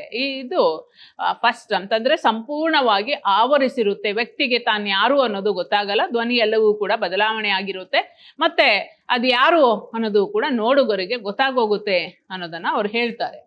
ಹಾಗಾದ್ರೆ ದೆವ್ವ ವಿಶೇಷ ಶಕ್ತಿ ಸಾಮರ್ಥ್ಯಗಳನ್ನ ಪ್ರಕಟಿಸುತ್ತದೆ. ಈ ಅವಧಿಯಲ್ಲಿ ವ್ಯಕ್ತಿಯನ್ನ ಎಚ್ಚರಿಸುವುದು, ಸ್ವಂತಿಕೆಯನ್ನ ಪ್ರಕಟಿಸುವಂತೆ ಮಾಡುವುದು ಕಷ್ಟ. ವ್ಯಕ್ತಿಯನ್ನ ದೆವ್ವ ಕೆಲವು ನಿಮಿಷಗಳಿಂದ ಕೆಲವು ಗಂಟೆಗಳ ಕಾಲ ಹಿಡಿದು ಅನಂತರ ಬಿಟ್ಟು ಹೋಗುತ್ತದೆ. ವ್ಯಕ್ತಿ ತೀವ್ರವಾಗಿ ದಣಿದಿರುತ್ತಾನೆ. ತನಗೇನಾಯಿತು, ತಾನು ಏನೇನ್ ಮಾಡ್ದೆ ಎಂಬುದು ಅವನಿಗೆ ಒಂದಿನಿತು ನೆನಪಿರುವುದಿಲ್ಲ. ಆತ ಚೇತರಿಸಿಕೊಂಡು ಮೊದಲಿನಿಂದಾಗಲು ಕೆಲವಾರು ಗಂಟೆಗಳು ಬೇಕಾಗಬಹುದು. ಅವನಿಗೇನಾಯ್ತು, ಅವನೇನೇನು ಮಾತಾಡ್ದ, ಅವನು ಯಾವ ಥರ ಮಾತಾಡ್ದ, ಹೇಗೆ ಅವನು ರಿಯಾಕ್ಟ್ ಆಗ್ದ, ಇದು ಯಾವುದೂ ಕೂಡ ಆತನಿಗೆ ಗೊತ್ತಿರಲ್ಲ. ಚೇತರಿಸಿಕೊಳ್ಳಲು ಕೆಲವಾರು ಗಂಟೆಗಳು ಬೇಕು ಅನ್ನೋದನ್ನ ಇಲ್ಲಿ ತಿಳಿಸ್ತಾರೆ. ಹಾಗೆ ಎರಡನೇದು, ಇದು ಮೊದಲನೇದು, ಇದಿಷ್ಟು ಕೂಡ ಅವನು ಯಾರು ಅಂತ ಹೇಳಿ ಗೊತ್ತಿರಲ್ಲ. ಸಂಪೂರ್ಣವಾದಂತಹ ಆವರಿಸುವಿಕೆ ಅವನಲ್ಲಿ ಆಗೋಗಿರುತ್ತೆ. ಮಾತು ಕೂಡ ಬದಲಾವಣೆ ಆಗಿರುತ್ತೆ. ನೋಡುಗರು ಇಂಥದ್ದು ಅಂತ ಹೇಳಿ ಗುರುತಿಸ್ತಾರೆ. ಆಮೇಲೆ ಅವನು ಏನು ಮಾತಾಡ್ತಾ ಇದ್ದಾನೆ, ಏನು ಮಾಡಿದ್ದಾನೆ, ಅಥವಾ ಏನಾದರೂ ಕೈಗೆ ಏನಾದರೂ ಚುಚ್ಕೊಂಡ, ನಾಲಿಗೆಗೇನಾದರೂ ಚುಚ್ಕೊಂಡ, ಅಥವಾ ಇನ್ನೇನಾದರೂ ಮಾಡೋದನ್ನ, ಈ ಯಾವುದೂ ನೋವುಗಳು ಕೂಡ ಅವನಿಗೆ ಗೊತ್ತಾಗಲ್ಲ. ಸಂಪೂರ್ಣವಾದಂತಹ ಒಂದು ಆವರಿಸುವಿಕೆ ಅನ್ನೋದು ಇರುತ್ತೆ. ಕೆಲವು ಗಂಟೆ, ಕೆಲವು ನಿಮಿಷ, ಕೆಲವು ಗಂಟೆ ಅನ್ನೋದು ಇದ್ದು ಆಮೇಲೆ ಅದು ಬಿಟ್ಟು ಹೋಗುತ್ತೆ. ಅವನು ತುಂಬಾ ದಣಿವಾಗಿರ್ತಾನೆ ಆ ವ್ಯಕ್ತಿ ಅನ್ನೋದನ್ನ ಹೇಳ್ತಾರೆ. Second degree R partial possession deeds, ಇದರಲ್ಲಿ ವ್ಯಕ್ತಿಯನ್ನ ಆವರಿಸುವುದು ಸಂಪೂರ್ಣವಾಗಿ ಇರುವುದಿಲ್ಲ. ಸ್ವಲ್ಪ ಮಟ್ಟಿಗೆ ಅವನು ಹೊರಗಿನ ಪ್ರಚೋದನೆಗಳಿಗೆ ಸ್ಪಂದಿಸಬಲ್ಲ. ಹೊರಗಿನ ಪ್ರಚೋದನೆಗಳಿಗೆ ಏನಾಗ್ತಾ ಇದೆ, ಯಾರು ಏನ್ ಮಾತಾಡ್ತಾ ಇದ್ದಾರೆ, ಅಥವಾ ಯಾರು ಏನ್ ಹೇಳ್ತಾ ಇದ್ದಾರೆ, ಇದಕ್ಕೆ ಅವನು ಪ್ರಚೋದಿಸಬಲ್ಲ. ಆದ್ರೆ ಮೊದಲನೇ ಇದರಲ್ಲಿ ಯಾರು ಏನ್ ಪ್ರಚೋದಿಸ್ತಾ ಇದ್ದಾರೆ ಅಥವಾ ಯಾರು ಏನ್ ಹೇಳ್ತಾ ಇದ್ದಾರೆ ಯಾವುದೂ ಕೂಡ ವ್ಯಕ್ತಿಗೆ ಗೊತ್ತಾಗಲ್ಲ. ಇದರಲ್ಲಿ ಅವನಿಗೆ ವ್ಯಕ್ತಿಗೆ ಏನಾಗ್ತಾ ಇದೆ, ಏನ್ ಮಾತಾಡ್ತಾ ಇದ್ದಾರೆ ಅನ್ನೋದು ಗೊತ್ತಾಗುತ್ತೆ. ಸ್ವಲ್ಪ ಮಟ್ಟಿಗೆ ಹೊರಗಿನ ಪ್ರಚೋದನೆಗಳಿಗೆ ಸ್ಪಂದಿಸಬಲ್ಲ. ಸುತ್ತಮುತ್ತ ಏನು ನಡೆಯುತ್ತಿದೆ, ಯಾರ್ಯಾರು ಏನೇನ್ ಮಾತಾಡ್ತಾ ಇದ್ದಾರೆ, ಏನೇನ್ ನಡೀತಾ ಇದೆ ಅನ್ನೋದು ಅವನು ಗೊತ್ತಾಗುತ್ತೆ ಎಂದು ಗಮನಿಸಿ ಅವನು ಪ್ರತಿಕ್ರಿಯಿಸುತ್ತಾನೆ. ಹಾಗೆ ಧ್ವನಿ ಮಾತ್ರ ಬದಲಾವಣೆ ಆಗುವುದಿಲ್ಲ. ಅದರಲ್ಲಿ ಧ್ವನಿ ಬದಲಾವಣೆ ಆದ್ರೂ ಇದರಲ್ಲಿ ಧ್ವನಿ ಬದಲಾವಣೆ ಆಗಲ್ಲ. ಅಂದ್ರೆ ಪಾರ್ಷಿಯಲ್ ಆದಂತ ರೀತಿಯಲ್ಲಿ ಆವರಿಸಿಕೊಂಡಿರುತ್ತೆ. ದೆವ್ವ ತನ್ನ ಮೇಲೆ ಬಂದಿತ್ತು, ಆಗ ತಾನೇನು ಮಾಡಿದೆ ಎಂದು ಸ್ವಲ್ಪ ಅಥವಾ ಅಸ್ಪಷ್ಟವಾಗಿ ಹೇಳಬಲ್ಲ. ಅದು ಆವರಿಸ್ಕೊಂಡಾಗ ಪಾರ್ಷಿಯಲ್, ಸ್ವಲ್ಪ ಅವನಿಗೆ ಗೊತ್ತಿರುತ್ತೆ, ಇನ್ನೊಂದು ಸ್ವಲ್ಪ ಅವನಿಗೆ ಏನು ಮಾಡ್ತಾ ಇದ್ದೀನಿ, ಏನು ಹೇಳ್ತಾ ಇದ್ದೀನಿ, ಅಥವಾ ಯಾವ ರೀತಿ ನಾನು ರಿಯಾಕ್ಟ್ ಆಗ್ತಾ ಇದ್ದೀನಿ ಅಂತ ಹೇಳಿ ಅವನಿಗೇನು ಕೂಡ ಗೊತ್ತಿರಲ್ಲ. ಪಾರ್ಷಿಯಲ್ ಆಗಿ ಅವನಿಗೆ ಗೊತ್ತಾಗುತ್ತೆ. ಅಂದ್ರೆ ಅಲ್ಪ ಪ್ರಮಾಣವಾಗಿ, ಅಸ್ಪಷ್ಟವಾಗಿ ಮಾತ್ರ ಅವನಿಗೆ ಗೊತ್ತಾಗುತ್ತೆ. ತಾನೇನು ಮಾಡ್ತಾ ಇದ್ದೀನಿ, ಜನರು ಏನು ಹೇಳ್ತಾ ಇದ್ದಾನೆ, ನಾನು ಏನು ಪ್ರತಿಕ್ರಿಯಿಸಬೇಕು ಅನ್ನೋದು ಅವನಿಗೆ ಸ್ವಲ್ಪ ಗೊತ್ತಾಗುತ್ತೆ. ಹಾಗೆ ಮೂರನೇ ಇದರಲ್ಲಿ ಥರ್ಡ್ ಡಿಗ್ರಿ ಅಥವಾ ಉನ್ಮಾದ ರೂಪದ ಹಿಸ್ಟಾರಿಕ್ ಪೊಸೆಷನ್ ಅಂತ ಹೇಳಿ ಇದೆ. ಇದರಲ್ಲಿ ಏನು ಆಗುತ್ತೆ ಅಂತ ಅಂದ್ರೆ, ಮೈ ಮೇಲೆ ದೆವ್ವ ಇದ್ದಾಗಲೂ ವ್ಯಕ್ತಿ ನೋವಿಗೆ, ಸಂವೇದನೆಗೆ, ಹೊರಗಿನ ಪ್ರಚೋದನೆಗಳಿಗೆ ಸ್ಪಂದಿಸುತ್ತಾನೆ. ಹೀಗೆ ಸೆಕೆಂಡರಿ ನಾವು ನೋಡುದ್ವಲ್ಲ, ಪಾರ್ಷಲ್ ಅಂತ ಹೇಳಿ ನೋಡುದ್ವಲ್ಲ, ಈ ಥರ್ಡ್ ಇದರಲ್ಲೂ ಕೂಡ ಉನ್ಮಾದದ ತೀವ್ರತೆ ಹೆಚ್ಚು ಇದ್ರೂ, ಆವರಿಸುವಿಕೆ ಅನ್ನೋದು ಇದ್ರೂ ಕೂಡ ಹೊರಗಿನ ಸಂವೇದನೆಗಳಿಗೆ, ಹೊರಗಿನ ಪ್ರಚೋದನೆಗಳಿಗೆ ಅವನು ಸ್ಪಂದಿಸ್ತಾನೆ. ಯಾರೋ ನಿಂಬೆಹಣ್ಣು ಕೊಟ್ರು, ಅಥವಾ ತಾಯ್ತವನ್ನ ಕೊಟ್ರು, ಅಥವಾ ಇನ್ನೊಂದೇನೋ ಕೊಟ್ರು, ಇದೆಲ್ಲವೂ ಕೂಡ ಅವನಿಗೆ ಗೊತ್ತಿರುತ್ತೆ. ಯಾರ್ಯಾರು ಏನೇನು ಕೊಡ್ತಾ ಇದ್ದಾರೆ, ನಾನು ಏನು ಮಾಡಬೇಕು ಅನ್ನೋದು ಈ ಮೂರನೇ ಹಂತದ ಆವರಿಸುವಿಕೆಯಲ್ಲಿ ಅವನಿಗೆ ಗೊತ್ತಿರುತ್ತೆ. ಬೇರೆಯವರ ಸೂಚನೆಗಳನ್ನ ಗಮನಿಸಿ ಆತ ಪ್ರಜ್ಞಾಪೂರ್ವಕವಾಗಿ ನಡೆದುಕೊಳ್ಳಬಲ್ಲ. ಅವ್ರು ಏನು ಹೇಳ್ತಾ ಇದ್ದಾರೆ ನೋಡಿ, ಇವ್ರಿಗೆ ಇಂಥದ್ದು ಕೊಡಬೇಕು, ಇವ್ರಿಗೆ ಭಸ್ಮ ಕೊಡಬೇಕು, ಇವರಿಗೆ ತಾಯ್ತ ಕೊಡಬೇಕು, ಇವ್ರಿಗೆ ನಿಂಬೆಹಣ್ಣು ಕೊಡಬೇಕು, ಇದೆಲ್ಲವೂ ಕೂಡ ಅವನಿಗೆ ಗೊತ್ತಿರುತ್ತೆ. ಪೊಸಿಷನ್ ಅವಧಿಯಲ್ಲಿ ಏನಾಯಿತು ಎಂಬುದರ ಸಂಪೂರ್ಣ ಅರಿವು ಆತನಿಗೆ ಇರುತ್ತೆ. ಆವರಿಸಿರುವಂತಹ ಅವಧಿಯಲ್ಲಿ ಅವನು ಏನೇನು ಮಾಡ್ದ, ಯಾವ್ಯಾವುದಕ್ಕೆ ಏನೇನು ಸ್ಪಂದಿಸಿದ ಅನ್ನೋದು ಅವನಿಗೆ ಸಂಪೂರ್ಣವಾಗಿ ಗೊತ್ತಿರುತ್ತೆ. ದೇವಸ್ಥಾನಗಳ ಪೂಜಾರಿಗಳ ಮೇಲೆ ಬರುವಂತಹ ದೇವರ ಪ್ರಕರಣಗಳು, ನೆರೆದವರ ಪ್ರಶ್ನೆಗಳಿಗೆ ಉತ್ತರಿಸುವಂತಹ ಪ್ರಕರಣಗಳು ಸಾಮಾನ್ಯವಾಗಿ 2ನೇ ಮತ್ತು 3ನೇ ಮಟ್ಟದ ಅವಸ್ಥೆಗೆ ಸೇರುತ್ತದೆ. ನೆರೆದವರ ಪ್ರಶ್ನೆಗಳಿಗೆ, ಸ್ವಾಮಿ ನಮ್ಗೆ ತುಂಬಾ ಕಷ್ಟಪ್ಪ, ಅದಕ್ಕೋಸ್ಕರ ಬಂದಿದ್ದೀವಿ ಅಂತಂದ್ರೆ ಅವನಿಗೆ ಗೊತ್ತಿರುತ್ತೆ, ಏನೋ ಪಾರ್ಷಿಯಲ್ ಆಗಿ ಅವನಿಗೆ ಗೊತ್ತಿರುತ್ತೆ. ಅರ್ಧ ಅವನು ಸ್ಪಂದಿಸ್ತಾ ಇರ್ತಾನೆ. ಅವನಿಗೆ ಎಲ್ಲವೂ ಕೂಡ ಗೊತ್ತಾಗ್ತಾ ಇರುತ್ತೆ, ಜನರು ಏನು ಹೇಳ್ತಾ ಇದ್ದಾರೆ, ಆ ಪ್ರಶ್ನೆಗೆ ನಾನು ಏನಂತ ಉತ್ತರವನ್ನ ಕೊಡಬೇಕು ಅನ್ನೋದು ಸಮೇತ ಅವನು ಗೊತ್ತಿರುತ್ತೆ. ಹಾಗೆ 2ನೇ ಮತ್ತು 3ನೇ ಮಟ್ಟದಂತಹ ಈ ಅವಸ್ಥೆ ಇದೆಯಲ್ಲ, ಇದು ಪೂಜಾರಿಗಳು ಏನಾದರೂ ಒಂದು ಕೊಡೋದು, ಸಮಸ್ಯೆಗೆ ಪರಿಹಾರವನ್ನ ಕೊಡೋದು, ಇದನ್ನ ನಾವು ಇದರಲ್ಲಿ ನೋಡ್ತೀವಿ ಅವರ ಮೈ ಮೇಲೆ ಬಂದಂತಹ ಸಮಯದಲ್ಲಿ. ಅಂದರೆ ವ್ಯಕ್ತಿ, ಆತನ ಸಹಚರರು ತಮಗೆ ಬೇಕಾದ ರೀತಿಯಲ್ಲಿ ಪೊಸೆಷನ್ ಅವಧಿಯ ನಡೆ ನುಡಿಗಳನ್ನು ನಿರ್ದೇಶಿಸುತ್ತಾರೆ. ನಾನು ಈಗಾಗಲೇ ಹೇಳಿದ್ನಲ್ಲ, ಅವನ ಜೊತೆಯಲ್ಲಿ ಇದ್ದಂಥವ್ರು ಅವ್ರು ಏನೇನು ಕೊಡ್ತಾರೆ, ಏನೇನು ಕೊಡಬೇಕು, ಅವರು ಏನೇನು ಹೇಳ್ತಾರೆ, ನೋಡಿ ಇವ್ರಿಗೆ ಇಂತಹ ಕಷ್ಟ ಅಂತೆ ಅದಕ್ಕೋಸ್ಕರ ಬಂದಿದ್ದಾರೆ ಅಂತ ಹೇಳಿ ಅವ್ರು ಹೇಳಿದಾಗ ಅವರು ಅದಕ್ಕೆ ಸ್ಪಂದಿಸುವಂತಹ ರೀತಿಯಲ್ಲಿ ಇರ್ತಾರೆ. ಅದರಿಂದ ಆತನ ಸಹಚರರಿಗೆ ಅಗತ್ಯ ಬಿದ್ದಾಗ ದೇವರು ಪೂಜಾರಿಯ ಮೈ ಮೇಲೆ ಬರುತ್ತದೆ. ಹೀಗಾಗಿ ಭಕ್ತರಿಂದ ದೇವರ ಸಹಾಯ ಸಲಹೆ ಬೇಡುವವರಿಂದ ವಿಶೇಷ ಕಾಣಿಕೆ ಹಣವನ್ನ ಪೂಜಾರಿ ಅಥವಾ ಆತನ ಸಹಚರರು ವಸೂಲು ಮಾಡುತ್ತಾರೆ. ನೋಡಿ, ದೇವರು ನಿಮಗೆ ಒಳ್ಳೇದು ಮಾಡ್ತಾನೆ, ಒಳ್ಳೇದು ಮಾಡಿದ್ರೆ ನೀವು ಇಷ್ಟು ಹಣವನ್ನ ಕಟ್ಟಬೇಕು, ಅಥವಾ ಈ ರೀತಿ ನೀವು ಬೆಳ್ಳಿಯನ್ನು ಕೊಡಬೇಕು, ಚಿನ್ನವನ್ನು ಕೊಡಬೇಕು, ಹಣವನ್ನು ಕೊಡಬೇಕು, ಕುರಿಯನ್ನು ಕೊಡಬೇಕು, ಕೋಳಿಯನ್ನು ಕೊಡಬೇಕು ಅಂತ ಹೇಳಿ ಅಲ್ಲಿ ಸಹಚರರು ಹೇಳಿದ್ದನ್ನು ಕೇಳಿಸ್ಕೊಂಡು ಹೇಳುವಂತಹದ್ದು ಇರುತ್ತೆ. ಈ ಪಾರ್ಷಿಯಲ್ ಅನ್ನೋದು ಇರುತ್ತೆ, ಅದು ಪೂಜಾರಿನೇ ಇರ್ಬೋದು ಅಥವಾ ಮೈ ಮೇಲೆ ಬಂದಂತಹ ದೇವರುಗಳು ಮಾತಾಡ್ತಾರೆ ಅನ್ನೋದನ್ನ ಹೇಳ್ತಾರೆ. ತಮ್ಮ ಮತ್ತು ದೇವಸ್ಥಾನದ ಖಜಾನೆಯನ್ನ ಭರ್ತಿ ಮಾಡಿಕೊಳ್ಳುತ್ತಾರೆ. ತಮ್ಮ ಖಜಾನೆಯನ್ನು ಮತ್ತು ತಮ್ಮ ದೇವಸ್ಥಾನದ ಖಜಾನೆಯನ್ನು ಕೂಡ ಭರ್ತಿ ಮಾಡ್ಕೋತಾರೆ. ಅಂದ್ರೆ ಅರ್ಧಂಬರ್ಧ ಅವರಿಗೆ ಗೊತ್ತಿರುತ್ತೆ. ಹೇಗೆ ವಸೂಲು ಮಾಡ್ಕೊಳ್ಳೋದು ಅನ್ನೋದು ಕೂಡ ಆ ಪಕ್ಕದಲ್ಲಿದ್ದಂತಹ ಸಹಚರರು ಹೇಳ್ಕೊಟ್ಟಂತೆ ಅವರು ಕೂಡ ಅದನ್ನ ಮಾಡ್ತಾರೆ. ಕುರಿ ಕೊಟ್ರೆ ಒಳ್ಳೇದಾಗುತ್ತೆ, ಕೋಳಿ ಕೊಟ್ರೆ ಒಳ್ಳೇದಾಗುತ್ತೆ, ಅಥವಾ ಚಿನ್ನ ಕೊಟ್ರೆ ಒಳ್ಳೇದಾಗುತ್ತೆ, ಬೆಳ್ಳಿ ಕೊಟ್ರೆ ಒಳ್ಳೇದಾಗುತ್ತೆ ಅಂತ ಹೇಳಿ ಕಷ್ಟಗಳಿಗೆ ಪರಿಹಾರವನ್ನ ನೀಡಿ, ಆ ಪರಿಹಾರ ಆದ್ಮೇಲೆ ಇಂಥದ್ದನ್ನ ಕೊಡಬೇಕು ಅಂತ ಹೇಳಿ ಡಿಮ್ಯಾಂಡ್ ಅನ್ನು ಕೂಡ ಅವರು ಮಾಡ್ತಾರೆ. ಮೈ ಮೇಲೆ ದೇವರು ದೆವ್ವ ಬರುವುದು ಹಲವು ರೀತಿಯಲ್ಲಿ ನಡಿಬಹುದು ಅನ್ನೋದನ್ನ ಲೇಖಕರು ಹೇಳ್ತಾರೆ. ವ್ಯಕ್ತಿಗತ ಅಂದ್ರೆ ಇಂಡಿವಿಜುವಲ್ ಪೊಸಿಷನ್ ಅಂತ ಹೇಳಿ ಹೇಳ್ತಾರೆ. ಒಬ್ಬ ವ್ಯಕ್ತಿಯ ಮೇಲೆ ಮಾತ್ರ ದೇವರು ದೆವ್ವ ಅಥವಾ ಮಹಾನ್ವಿತ ವ್ಯಕ್ತಿಯ ಸಂತನ ಆತ್ಮ ಬರುತ್ತೆ ಅಂತ ಹೇಳಿ ಹೇಳ್ತಾರೆ. ಒಬ್ಬ ವ್ಯಕ್ತಿಯ ಮೇಲೆ ಬರ್ಬೋದು, ಮಹಾತ್ಮನಾದಂತಹ ಯಾವುದೋ ಒಬ್ಬ ವ್ಯಕ್ತಿಯ ಆತ್ಮ ಬರ್ಬೋದು, ಅಥವಾ ದೆವ್ವ ಅಥವಾ ದೇವರು ಅನ್ನೋದು ಬರ್ಬೋದು ಅನ್ನೋದನ್ನ, ಇಂಡಿವಿಜುವಲ್ ಆಗಿ ಬರ್ಬೋದು ಅನ್ನೋದನ್ನ ಲೇಖಕರು ತಿಳಿಸ್ತಾರೆ. ಗುಂಪು ಮತ್ತು ಸಾಮೂಹಿಕವಾಗಿ, ಗ್ರೂಪ್ ಅಥವಾ ಮಾಸ್ ಪೊಸಿಷನ್ ಅಂತ ಹೇಳಿ ಹೇಳ್ತಾರೆ. ಹಲವಾರು ವ್ಯಕ್ತಿಗಳು ಅಥವಾ ಒಂದು ಸ್ಥಳದಲ್ಲಿ ನೆರೆದ ಬಹುತೇಕ ಎಲ್ಲರ ಮೈ ಮೇಲೆ ದೇವರು ಅಥವಾ ದೆವ್ವ ಅಥವಾ ಆತ್ಮ ಕಾಣಿಸಿಕೊಳ್ಳಬಹುದು. ಈ ಬಗೆಯ ಗುಂಪು ಸಮೂಹದಲ್ಲಿ ದೇವರು ಬರುವುದನ್ನ ಅನೇಕ ದೇವಸ್ಥಾನಗಳಲ್ಲಿ, ಜಾತ್ರೆಗಳಲ್ಲಿ, ತೇರು ಉತ್ಸವಗಳಲ್ಲಿ ಅಲ್ಲಿ ನೆರೆದಂತಹ ಜನರಲ್ಲಿ ಕಾಣ್ಬೋದು. ಅಥವಾ ಅದು ಒಂದೇ ಸಮಯಕ್ಕೆ ಬರ್ಬೋದು, ಒಬ್ಬರಾದ್ಮೇಲೆ ಇನ್ನೊಬ್ಬರಿಗೂ ಕೂಡ ಬರ್ಬೋದು, ಅಥವಾ ಒಬ್ಬರಿಗೆ ಪ್ರಾರಂಭವಾಗಿದ್ದನ್ನ ಕಂಡು ಉಳಿದವರ ಮೇಲೂ ಕೂಡ ಅದು ಕಾಣಿಸ್ಕೊಳ್ಬೋದು ಅಂತ ಹೇಳಿ ಹೇಳ್ತಾರೆ. ಒಂದು ಏಕ ವ್ಯಕ್ತಿಯ ಮೇಲೆ ದೇವರು ಬರ್ಬೋದು, ಅಥವಾ ಸಾಮೂಹಿಕವಾಗಿ ಬರ್ಬೋದು. ಅದು ಜಾತ್ರೆಗಳಲ್ಲೇ ಆಗಿರ್ಬೋದು, ಹಬ್ಬಗಳಲ್ಲೇ ಆಗಿರ್ಬೋದು, ಅಥವಾ ಯಾವುದೋ ಒಂದು ಉತ್ಸವಗಳಲ್ಲೇ ಆಗಿರ್ಬೋದು. ಒಟ್ಟೊಟ್ಟಿಗೆ ಬರ್ಬೋದು ದೇವರು, ಅಥವಾ ಒಂದೊಂದು ಆದ್ಮೇಲೆ ಒಬ್ರು ಅಂತ ಹೇಳಿ ಬರ್ಬೋದು. ಅಥವಾ ಅವರ ಒಂದು ಉನ್ಮಾದದ ಸ್ಥಿತಿಯನ್ನ ನೋಡಿಯೂ ಕೂಡ ಕೆಲವೊಬ್ಬರಿಗೆ ಬರ್ಬೋದು ಅನ್ನೋದನ್ನ ಇಲ್ಲಿ ಲೇಖಕರು ತಿಳಿಸ್ತಾರೆ. 1980ರಲ್ಲಿ ಕಾಲೆನ್ ವಾರ್ಡ್ ಅನ್ನುವಂತಹ ತಜ್ಞ ಪೊಸಿಷನ್ ಅನ್ನ ರಿಚುವಲ್ ಅಥವಾ ಆಚರಣೆ ಅಥವಾ ಸಂಸ್ಕಾರ ಅಂತ ಹೇಳಿ, ರಿಚುವಲ್ ಅಂದ್ರೆ ಆಚರಣೆ, ಸಂಸ್ಕಾರ, ಅಥವಾ ಪೆರಿಫೆರಲ್ ಅಥವಾ ಪರಿಧಿ ಎಂಬುದಾಗಿ ಅವರು ವಿಭಾಗವನ್ನ ಮಾಡ್ತಾರೆ.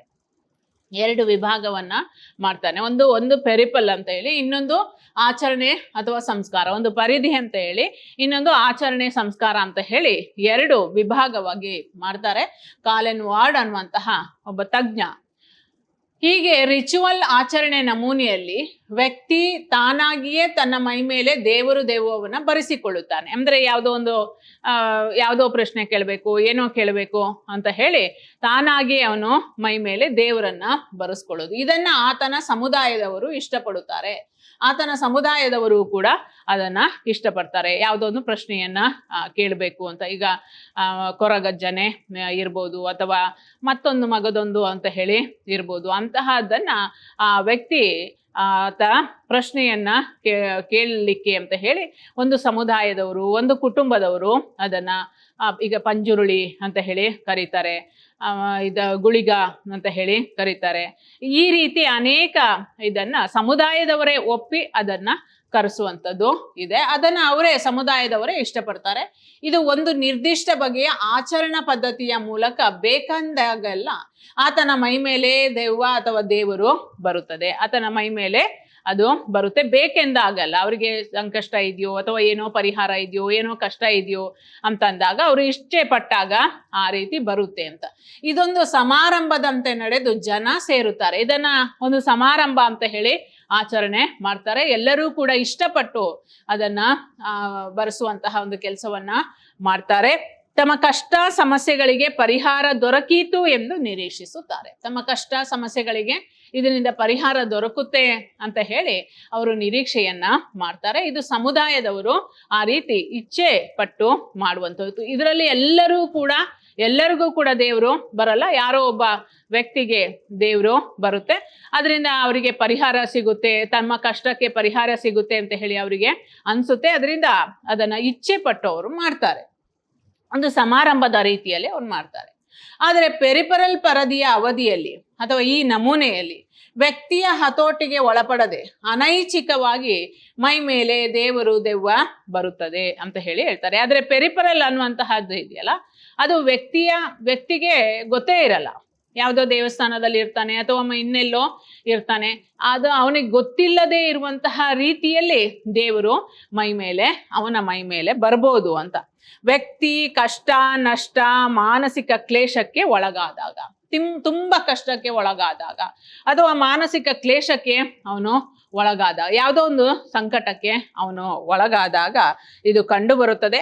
ಮನೆಯವರು ಮತ್ತು ಸಮಾಜದವರು ಇದು ಆಗಬಾರದು ಎಂದು ನಿರ್ಧರಿಸಿ ದೇವರು ದೆವ್ವ ಬರುವುದನ್ನು ತಪ್ಪಿಸಲು ಪ್ರಯತ್ನ ಮಾಡುತ್ತಾರೆ. ಅಯ್ಯಯ್ಯೋ, ಇವನಿಗೆ ಈ ರೀತಿ ಬರಬಾರ್ದಪ್ಪ, ಈ ರೀತಿ ಬರಬಾರ್ದು ಅಂತ ಹೇಳಿ ಯಾವುದೋ ದೇವಸ್ಥಾನದಲ್ಲಿ ಹೋಗಿ ತೀರ್ಥ ಸ್ನಾನವನ್ನ ಮಾಡಿಸ್ಬಿಟ್ರೆ ಅದು ಬರಲ್ಲ ಅಂತ ಹೇಳಿ ಅದನ್ನ ತಡೆ ಹಿಡಿಯುವಂತಹ ಒಂದು ಕೆಲಸವನ್ನು ಕೂಡ ಮಾಡ್ತಾರೆ. ಇದು ಪೆರಿಪೆರಲ್ ಅನ್ನುವಂತಹ ಇದರಲ್ಲಿ ಬರುತ್ತೆ ಅನ್ನೋದನ್ನ ಅವರು ತಿಳಿಸ್ತಾರೆ. ಮುಂದೆ ನೋಡಿ, ಮೈ ಮೇಲೆ ದೇವರು ದೆವ್ವ ಬರುವುದು ನಮ್ಮ ದೇಶದಲ್ಲಿ ಪ್ರತಿಯೊಂದು ಊರು ಹಳ್ಳಿಯಲ್ಲಿ ನಡೆದರೂ ಇದರ ಬಗ್ಗೆ ವೈಜ್ಞಾನಿಕ ಅಧ್ಯಯನ ನಡೆದೇ ಇಲ್ಲ ಎನ್ನುವಷ್ಟರ ಮಟ್ಟಿಗೆ ಅಪರೂಪ. ನಮ್ಮ ಊರು ಹಳ್ಳಿ ಎಲ್ಲಲ್ಲೂ ಕೂಡ ಇದು ನಡೆದ್ರೂ ಕೂಡ, ದೇವರು ಬರುತ್ತೆ ಮೈ ಮೇಲೆ ಅಂತ ಹೇಳಿ ನಡೆದ್ರೂ ಕೂಡ ಇದು ತೀರಾ ಅಪರೂಪ ಅನ್ನುವಂತಹ ರೀತಿಯಲ್ಲಿ ಇದರ ಬಗ್ಗೆ ವೈಜ್ಞಾನಿಕ ಅಧ್ಯಯನ ನಡೆದೇ ಇಲ್ಲ ಅನ್ನುವಷ್ಟರ ಮಟ್ಟಿಗೆ ಇದೆ ಅನ್ನೋದನ್ನ ಲೇಖಕರು ತಿಳಿಸ್ತಾರೆ.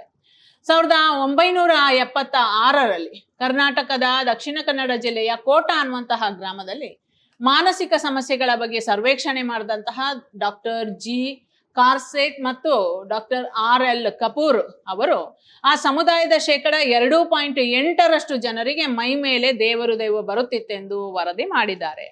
ಈ ವರದಿಯನ್ನ ಅವರು ಸಲ್ಲಿಸ್ತಾರೆ. ಎಷ್ಟು? 2.8% ಜನರಿಗೆ ದೇವರು ಅಥವಾ ದೆವ್ವ ಬರ್ತಾ ಇತ್ತು ಅನ್ನೋದನ್ನ ಅವರು ರಿಪೋರ್ಟ್ ಮಾಡಿದ್ದಾರೆ, ವರದಿ ಮಾಡಿದ್ದಾರೆ. ಚಿಕ್ಕಮಗಳೂರು ಜಿಲ್ಲೆಯ ಶೃಂಗೇರಿಯ ಸುತ್ತಮುತ್ತಲಿನ ಗ್ರಾಮಗಳಲ್ಲಿ ಡಾಕ್ಟರ್ ವಿ ವೆಂಕಟರಾಮಯ್ಯ ಮತ್ತು ಡಾಕ್ಟರ್ CR ಚಂದ್ರಶೇಖರ್ ಮತ್ತು ಸಹೋದ್ಯೋಗಿಗಳು ನಡೆಸಿದಂತಹ ಸರ್ವೇಕ್ಷಣೆಯಿಂದ 3.7% ಮಂದಿಗೆ 3.7% ಮಂದಿಗೆ ದೇವರು ದೆವ್ವ ಮೈ ಮೇಲೆ ಬರುತ್ತಿದ್ವು ಅಂತ ಹೇಳಿ ತಿಳಿದು ಬರುತ್ತೆ. ಶ್ರೀಲಂಕಾದಲ್ಲಿ ಡಾಕ್ಟರ್ CP ವಿಜಯ್ ಸಿಂಧೆ ಮತ್ತೆ ಸಹೋದ್ಯೋಗಿಗಳ ಸರ್ವೇಕ್ಷಣೆ ಪ್ರಕಾರ ಅರೆನಗರ ಪ್ರದೇಶ ವಾಸಿಗಳಲ್ಲಿ 5% ಜನರಲ್ಲಿ ಈ ಪ್ರಕರಣಗಳು ವರದಿಯಾಗಿದೆ. 0.5% ಜನರಲ್ಲಿ ಪ್ರಕರಣಗಳು ವರದಿಯಾಗಿದೆ ಅನ್ನೋದನ್ನ ಅವರು ತಿಳಿಸ್ತಾರೆ. ಮೈ ಮೇಲೆ ದೇವರು ದೆವ್ವ ಬರುವ ವ್ಯಕ್ತಿಗಳನ್ನ ಅಧ್ಯಯನ ಮಾಡಿದಾಗ ತಿಳಿದು ಬಂದಂತಹ ಅಂಶಗಳು ಕುತೂಹಲಕಾರಿಯಾಗಿದೆ. ಇವರು ಅದನ್ನ ಅಧ್ಯಯನ ಮಾಡಿದ್ರು. ಯಾಕೆ ಬರುತ್ತೆ, ಇದು ಯಾರಿಗೆ ಬರುತ್ತೆ, ಯಾರಿಗೆ ಹೇಗೆ ಬರುತ್ತೆ, ಯಾವ ಕಾರಣಕ್ಕೋಸ್ಕರ ಬರುತ್ತೆ ಅಂತ ಹೇಳಿ ಒಂದು ಅಧ್ಯಯನವನ್ನ ಮಾಡಿದ್ರು. ಬಹಳ ಕುತೂಹಲಕರವಾದಂತಹ ಅಧ್ಯಯನ. ಇದನ್ನ ನಾವು ನೋಡೋಣ. ಹೆಚ್ಚಿನ ಪ್ರಕರಣಗಳಲ್ಲಿ ವ್ಯಕ್ತಿ ಸ್ತ್ರೀ, ದೆವ್ವ ಬರುವ ಪ್ರಕರಣಗಳಲ್ಲಿ ಬಹುತೇಕ ಪ್ರಕರಣಗಳಲ್ಲಿ ವ್ಯಕ್ತಿ ಸ್ತ್ರೀಯೇ, ದೇವರು ಬರುವಂತಹ ಪ್ರಕರಣಗಳಲ್ಲಿ ಮಾತ್ರ ಗಂಡಸರದು ಮೇಲುಗೈ ಅಂತ ಹೇಳಿ ಹೇಳ್ತಾರೆ. ದೆವ್ವ ಬರುವಂತಹ ಪ್ರಕರಣಗಳಲ್ಲಿ ಸ್ತ್ರೀ ಹೆಚ್ಚು ಮತ್ತು ದೇವರು ಬರುವಂತಹ ಪ್ರಕರಣಗಳಲ್ಲಿ ಗಂಡಸರು ಮೇಲುಗೈ ಅಂತ ಹೇಳಿ ಅವರು ಹೇಳ್ತಾರೆ. ಸಾಮಾನ್ಯವಾಗಿ ಅವರ ವಯಸ್ಸು 20ರಿಂದ 35 ವರ್ಷ ಅನ್ನೋದನ್ನ ಅವರು ತಿಳಿಸ್ತಾರೆ. ಅವರು ಕೆಳವರ್ಗ ಅಥವಾ ಅತಿ ಕೆಳ ಮಧ್ಯಮ ವರ್ಗದಿಂದ ಬಂದವರು. ಶ್ರೀಮಂತರು ಯಾರಿಗೂ ಕೂಡ ಇದು ದೇವರು ಬರಲ್ಲ. ಕೆಳವರ್ಗದವರು ಅಥವಾ ಅತಿ ಕೆಳಗ ವರ್ಗದವರು ಅಥವಾ ಕೆಳ ಮಧ್ಯಮ ವರ್ಗದವರಿಗೆ ಬರುತ್ತೆ ಅಂತ ಹೇಳಿ ಹೇಳ್ತಾರೆ. ಹೆಚ್ಚಿನವರು ಓದು ಬರಹ ಗೊತ್ತಿಲ್ಲದಂತಹ ನಿರೀಕ್ಷಕರು. ಓದು ಬರಹ ಗೊತ್ತಿದ್ರೂ ಕೂಡ ಕೇವಲ ಕೆಲವೇ ವರ್ಷಗಳು ಮಾತ್ರ ಶಾಲೆಗೆ ಹೋಗಿದ್ದರು. ಎಲ್ಲ ಅಧ್ಯಯನಗಳಲ್ಲಿ SLCಗಿಂತ ಹೆಚ್ಚು ಓದಿದಂತಹ ವ್ಯಕ್ತಿಯು ಇರಲಿಲ್ಲ ಎನ್ನುವುದು ಗಮನಾರ್ಹ. ಅಂದರೆ ಹೆಚ್ಚು ಓದಿಲ್ಲದೆ ಇರುವಂತಹ ಮೈ ಮೇಲೆ ದೇವರು ಅಥವಾ ದೆವ್ವ ಬರುತ್ತೆ ಅನ್ನೋದನ್ನು ಅವರು ಸರ್ವೇಕ್ಷಣೆಯಲ್ಲಿ ಪತ್ತೆ ಹಚ್ಚಿದ್ದಾರೆ. 10 ವರ್ಷ ವಯಸ್ಸಿಗೆ ಕೆಳಪಟ್ಟವರಲ್ಲಿ 50 ವರ್ಷಕ್ಕೆ ಮೇಲ್ಪಟ್ಟವರಲ್ಲಿ ಒಂದು ಪ್ರಕರಣವೂ ಕೂಡ ದಾಖಲು ಆಗಿಲ್ಲ ಇದುವರೆಗೂ ಕೂಡ. ಆ ವ್ಯಕ್ತಿಗಳಲ್ಲಿ ಸುಲಭವಾಗಿ ಬೇರೆಯವರ ಮಾತು ಸೂಚನೆಗಳನ್ನ ಕೇಳಿ ಪಾಲಿಸುವವರು ಆಗಿದ್ದಾರೆ. ಅವರು ಪರಾವಲಂಬಿಗಳು. ಪಾಪ ಪರಾವಲಂಬಿಗಳು, ಸ್ವಾವಲಂಬಿಗಳು ಅಲ್ಲ. ಅಂಥವರ ಮೈ ಮೇಲೆ ದೇವರು ಬರುತ್ತೆ ಅನ್ನೋದನ್ನ ತಿಳಿಸ್ತಾರೆ. ಅವರು ಬೇರೆಯವರ ಮಾತನ್ನ ಕೇಳುವಂಥವ್ರು, ಪಾಪ ಪರಾವಲಂಬಿಗಳು, ಕೂಲಿಕಾರರು, ಇಂಥವ್ರು ಅವರು. ದೆವ್ವ ಬರುವಂತಹ ಹೆಚ್ಚಿನ ಪ್ರಕರಣಗಳಲ್ಲಿ ಇದು ಸ್ವಲ್ಪ ಕಾಲ ಮಾತ್ರ ನಡೆದು ಅನಂತರ ಬರುವುದು ನಿಲ್ಲುತ್ತಿತ್ತು. ಅಪರೂಪಕ್ಕೆ ಮಾತ್ರ ಪೊಸಿಷನ್ ವರ್ಷಗಳ ಕಾಲ ಮುಂದುವರಿಯಿತು. ಅಂದ್ರೆ ಸ್ವಲ್ಪ ಈಗ 1 ದಿನನೋ 2 ದಿನನೋ ಮಾತ್ರ ಬಂದು ತಿಂಗಳು ಅಥವಾ ವರ್ಷನೋ ಇದು ಹೊರಟೋಗ್ತಾ ಇತ್ತು ಅನ್ನೋದನ್ನ ಅವರು ತಿಳಿಸ್ತಾರೆ. ದೇವರು ದೆವ್ವ ಒಂದೇ ವ್ಯಕ್ತಿಯಲ್ಲಿ ಬರುವುದು ಅಪರೂಪದ ಸಂಗತಿ ಆಗ್ತಾ ಇತ್ತು. ಒಂದೇ ವ್ಯಕ್ತಿಯಲ್ಲಿ ಅದು ಬರ್ತಾ ಇರಲಿಲ್ಲ. ಹಾಗೆಯೇ ಒಂದು ವ್ಯಕ್ತಿಯ ಮೇಲೆ ಒಂದಕ್ಕಿಂತ ಹೆಚ್ಚು ಸಂಖ್ಯೆಯ ದೈವಗಳು ಬರುವುದು ಅಪರೂಪ ಆಗ್ತಾ ಇತ್ತು. ಒಂದಕ್ಕಿಂತ ಹೆಚ್ಚು ಸಂಖ್ಯೆಯ ದೈವಗಳು ಕೂಡ ಬರೋದು ಅಪರೂಪ ಆಗ್ತಾ ಇತ್ತು. ಕೆಲವು ವ್ಯಕ್ತಿಗಳಲ್ಲಿ ಬರ್ತಾ ಇತ್ತು, ಕೆಲವು ವ್ಯಕ್ತಿಗಳಲ್ಲಿ ಅದು ಬರ್ತಾ ಇರಲಿಲ್ಲ ಅನ್ನೋದನ್ನ ತಿಳಿಸ್ತಾರೆ. ಅಂದ್ರೆ ಒಂದಕ್ಕಿಂತ ಹೆಚ್ಚು ದೈವಗಳು ಬರ್ತಾ ಇರಲಿಲ್ಲ. ಅದು ತುಂಬಾ ಸಾಮಾನ್ಯ. 1 2 ಮಾತ್ರ ನಮಗೆ ಕಾಣಿಸ್ಕೊತಾ ಇತ್ತು. ಇನ್ನೆಲ್ಲರಿಗೂ ಕೂಡ ಯಾವ್ಯಾವುದೋ ಅವರಿಗೆ ಇಷ್ಟ ದೈವನೋ ಅಥವಾ ಅವರು ಅನ್ಕೊಂಡಿರುವಂತಹ ದೈವನೋ ಮೈ ಮೇಲೆ ಬರ್ತಾ ಇತ್ತು ಅಂತ. ಹೆಚ್ಚಿನ ಪ್ರಕರಣಗಳಲ್ಲಿ ಮೈ ಮೇಲೆ ಬಂದಂತಹ ದೈವ ವ್ಯಕ್ತಿಗೆ ಅಥವಾ ಸಮುದಾಯದವರಿಗೆ ಗೊತ್ತಿದ್ದಂತಹ ವ್ಯಕ್ತಿಯಾಗಿ ಇರ್ತಾ ಇತ್ತು. ಅಪರಿಚಿತ ದೈವ ಅಥವಾ ದೆವ್ವ ಬರೋದು ಅದು ಅಷ್ಟು ಸುಲಭವಾಗಿ ಬರ್ತಾ ಇರಲಿಲ್ಲ ಅನ್ನೋದನ್ನ ಅವ್ರು ತಿಳಿಸ್ತಾರೆ. ಮೈ ಮೇಲೆ ದೇವರು ದೆವ್ವ ಬರುವುದರ ವೈಜ್ಞಾನಿಕ ವಿವರಣೆ. ಮೈ ಮೇಲೆ ದೇವರು ದೆವ್ವ ಬರುವುದರ ಬಗ್ಗೆ 3 ಬಗೆಯ ವೈಜ್ಞಾನಿಕ ವಿವರಣೆಗಳನ್ನ ಇಲ್ಲಿ ತಜ್ಞರು ಕೊಡ್ತಾರೆ. ನೋಡೋಣ ಯಾವುದನ್ನಲ್ಲ ಅಂತ ಹೇಳಿ. ಉನ್ಮಾದದ ಪ್ರತ್ಯೇಕತಾ ಪ್ರತಿಕ್ರಿಯೆ ಅಂತ, ಹಿಸ್ಟಾರಿಕಲ್ ಡಿಸಾಸಿಯೇಷನ್ ಥಿಯರಿ ಅನ್ನೋದನ್ನ ಅವರು ಹೇಳ್ತಾರೆ. ನೋಡಿ, ಇಲ್ಲಿ ವಿಪರೀತ ಮನೋಕ್ಲೇಶಕ್ಕೆ ತುತ್ತಾದಂತಹ ವ್ಯಕ್ತಿ ತನ್ನ ಕಷ್ಟ, ಸಮಸ್ಯೆಗಳು, ನೋವು, ಅಪಮಾನ ನೇರವಾಗಿ ಹೇಳಕೊಳ್ಳದಂತಹ ಅಥವಾ ಹೇಳಿಕೊಂಡ್ರೂ ಸಂಬಂಧಪಟ್ಟವರು ಸೂಕ್ತ ಪರಿಹಾರ ಆಸರೆ ಕೊಡದಿದ್ದಾಗ ಮಾನಸಿಕವಾಗಿ ಬಹಳವಾಗಿ ಹಿಂಸೆ ಪಡುತ್ತಾನೆ. ಆಗ ಸುಪ್ತ ಮನಸ್ಸು ಉನ್ಮಾದದ ರಕ್ಷಣಾ ಕ್ರಮವನ್ನು ಕೈಗೊಂಡು ಈ ದೇವರು ದೆವ್ವ ಬರುವಂತಹ ವಿಶೇಷವನ್ನ ಪ್ರಕಟಿಸುತ್ತದೆ. ವ್ಯಕ್ತಿಯ ಜಾಗೃತ ಮನಸ್ಸಿಗೆ ಇದೊಂದು ಅರಿವಿರುವುದಿಲ್ಲ. ಮೈ ಮೇಲೆ ದೇವರು ದೆವ್ವ ಬರುವ ಭಾವೋದ್ರೇಕಗಳು ಬಹಿರಂಗವಾಗಿ ಪ್ರಕಟವಾಗುತ್ತದೆ. ಇಲ್ಲಿ ಏನು ಅಂತಂದ್ರೆ, ಈ ವ್ಯಕ್ತಿ ಯಾವುದೋ ಒಂದು ಕಷ್ಟಗಳಿಗೆ ಅಥವಾ ಯಾವುದೋ ಒಂದು ಕ್ಲೇಶಕ್ಕೆ ಒಳಗಾಗಿರ್ತಾನೆ. ಅದರಿಂದ ಸಮಸ್ಯೆಗಳಿಗೆ ಅವನು ಒಳಗಾಗಿರ್ತಾನೆ, ಅಪಮಾನಗಳಿಗೆ ಒಳಗಾಗಿರ್ತಾನೆ. ಅದನ್ನ ನೇರವಾಗಿ ಅವನು ಹೇಳ್ಕೊಳ್ಳೋಕ್ಕೆ ಸಾಧ್ಯ ಆಗಲ್ಲ. ಹೇಳ್ಕೊಂಡ್ರೂ ಕೂಡ ಸಂಬಂಧಪಟ್ಟವರು ಅದಕ್ಕೆ ಯಾವುದೇ ರೀತಿಯ ಪರಿಹಾರವನ್ನು ಕೂಡ ಕೊಡಲ್ಲ. ಆ ಕೊಡದೇ ಇದ್ದಾಗ ಮಾನಸಿಕವಾಗಿ ಬಹಳ ಹಿಂಸೆಯನ್ನ ಪಡುತ್ತಾನೆ. ಮಾನಸಿಕವಾಗಿ ಅವನು ಬಹಳ ತೊಂದರೆಯನ್ನ ಅನುಭವಿಸಿರ್ತಾನೆ, ತೊಂದರೆಯನ್ನ ಪಟ್ಟಿರ್ತಾನೆ. ಈ ಉನ್ಮಾದದ ರಕ್ಷಣಾ ಕ್ರಮವನ್ನ ಕೈಗೊಂಡು ಈ ದೇವರು ದೆವ್ವ ಬರುವಂತಹ ವಿಶೇಷವನ್ನ ಪ್ರಕಟಿಸುತ್ತೆ. ಅದರಿಂದ ಆ ಒತ್ತಡಗಳಿಗೆ ಒಳಗಾದಂತಹ ವ್ಯಕ್ತಿ ಆ ಉನ್ಮಾದಕ್ಕೆ ಒಳಗಾಗಿ ದೇವರು ದೆವ್ವ ಅನ್ನೋದು ಬರುತ್ತೆ. ವ್ಯಕ್ತಿಯ ಜಾಗೃತ ಮನಸ್ಸಿಗೆ ಇದೊಂದು ಅರಿಯುವುದಿಲ್ಲ. ಜಾಗೃತ ಮನಸ್ಸಿಗೆ ಅರಿವಿರುವುದಿಲ್ಲ, ಆದರೆ ಸುಪ್ತ ಮನಸ್ಸಿಗೆ ಅದು ಅರಿವಿರುತ್ತೆ. ಸುಪ್ತ ಮನಸ್ಸಿಗೆ ಏನೇನಾಗ್ತಾ ಇದೆ ಅನ್ನೋದು ಅರಿವು ಇರುತ್ತೆ, ಆದರೆ ಜಾಗೃತ ಮನಸ್ಸಿಗೆ ಅದು ಅರಿವಿರುವುದಿಲ್ಲ. ಅದರಿಂದ ದೇವರು ದೆವ್ವ ಬಂದು ಭಾವೋದ್ರೇಕಗಳು, ಅವನಲ್ಲಿ ಇದ್ದಂತಹ ಸುಪ್ತ ಮನಸ್ಸಿನ ಒಳಗಡೆ ಇದ್ದಂತಹ ಭಾವೋದ್ರೇಕಗಳು ಅದು ಹೊರಗಡೆ ಬರುತ್ತೆ ಅನ್ನೋದನ್ನ ತಿಳಿಸ್ತಾರೆ. ಇದರಿಂದ ಸುಪ್ತ ಮನಸ್ಸಿನ ಒತ್ತಡ, ಆತಂಕ ಕಡಿಮೆ ಆಗುತ್ತದೆ, ಮನಸ್ಸಿಗೆ ನೆಮ್ಮದಿ ಸಿಗುತ್ತದೆ. ಇದನ್ನ ಪ್ರೈಮರಿ ಗೈನ್ ಅಥವಾ ಪ್ರಾಥಮಿಕ ಲಾಭ ಎನ್ನುತ್ತಾರೆ. ಅವನ ಮನಸ್ಸು ಇರುತ್ತಲ್ಲ, ಸುಪ್ತ ಮನಸ್ಸಿನಲ್ಲಿ ಅವನಿಗೆ ಆಗಿರುವಂತಹ ಕ್ಲೇಶ, ನೋವು, ಅಸಮಾಧಾನ ಅಥವಾ ಅಪಮಾನ, ಇದಕ್ಕೆಲ್ಲದಕ್ಕೂ ಕೂಡ ಒಂದು ಸಮಾಧಾನ ಅನ್ನೋದು ಅವನಿಗೆ ಸಿಗುತ್ತೆ.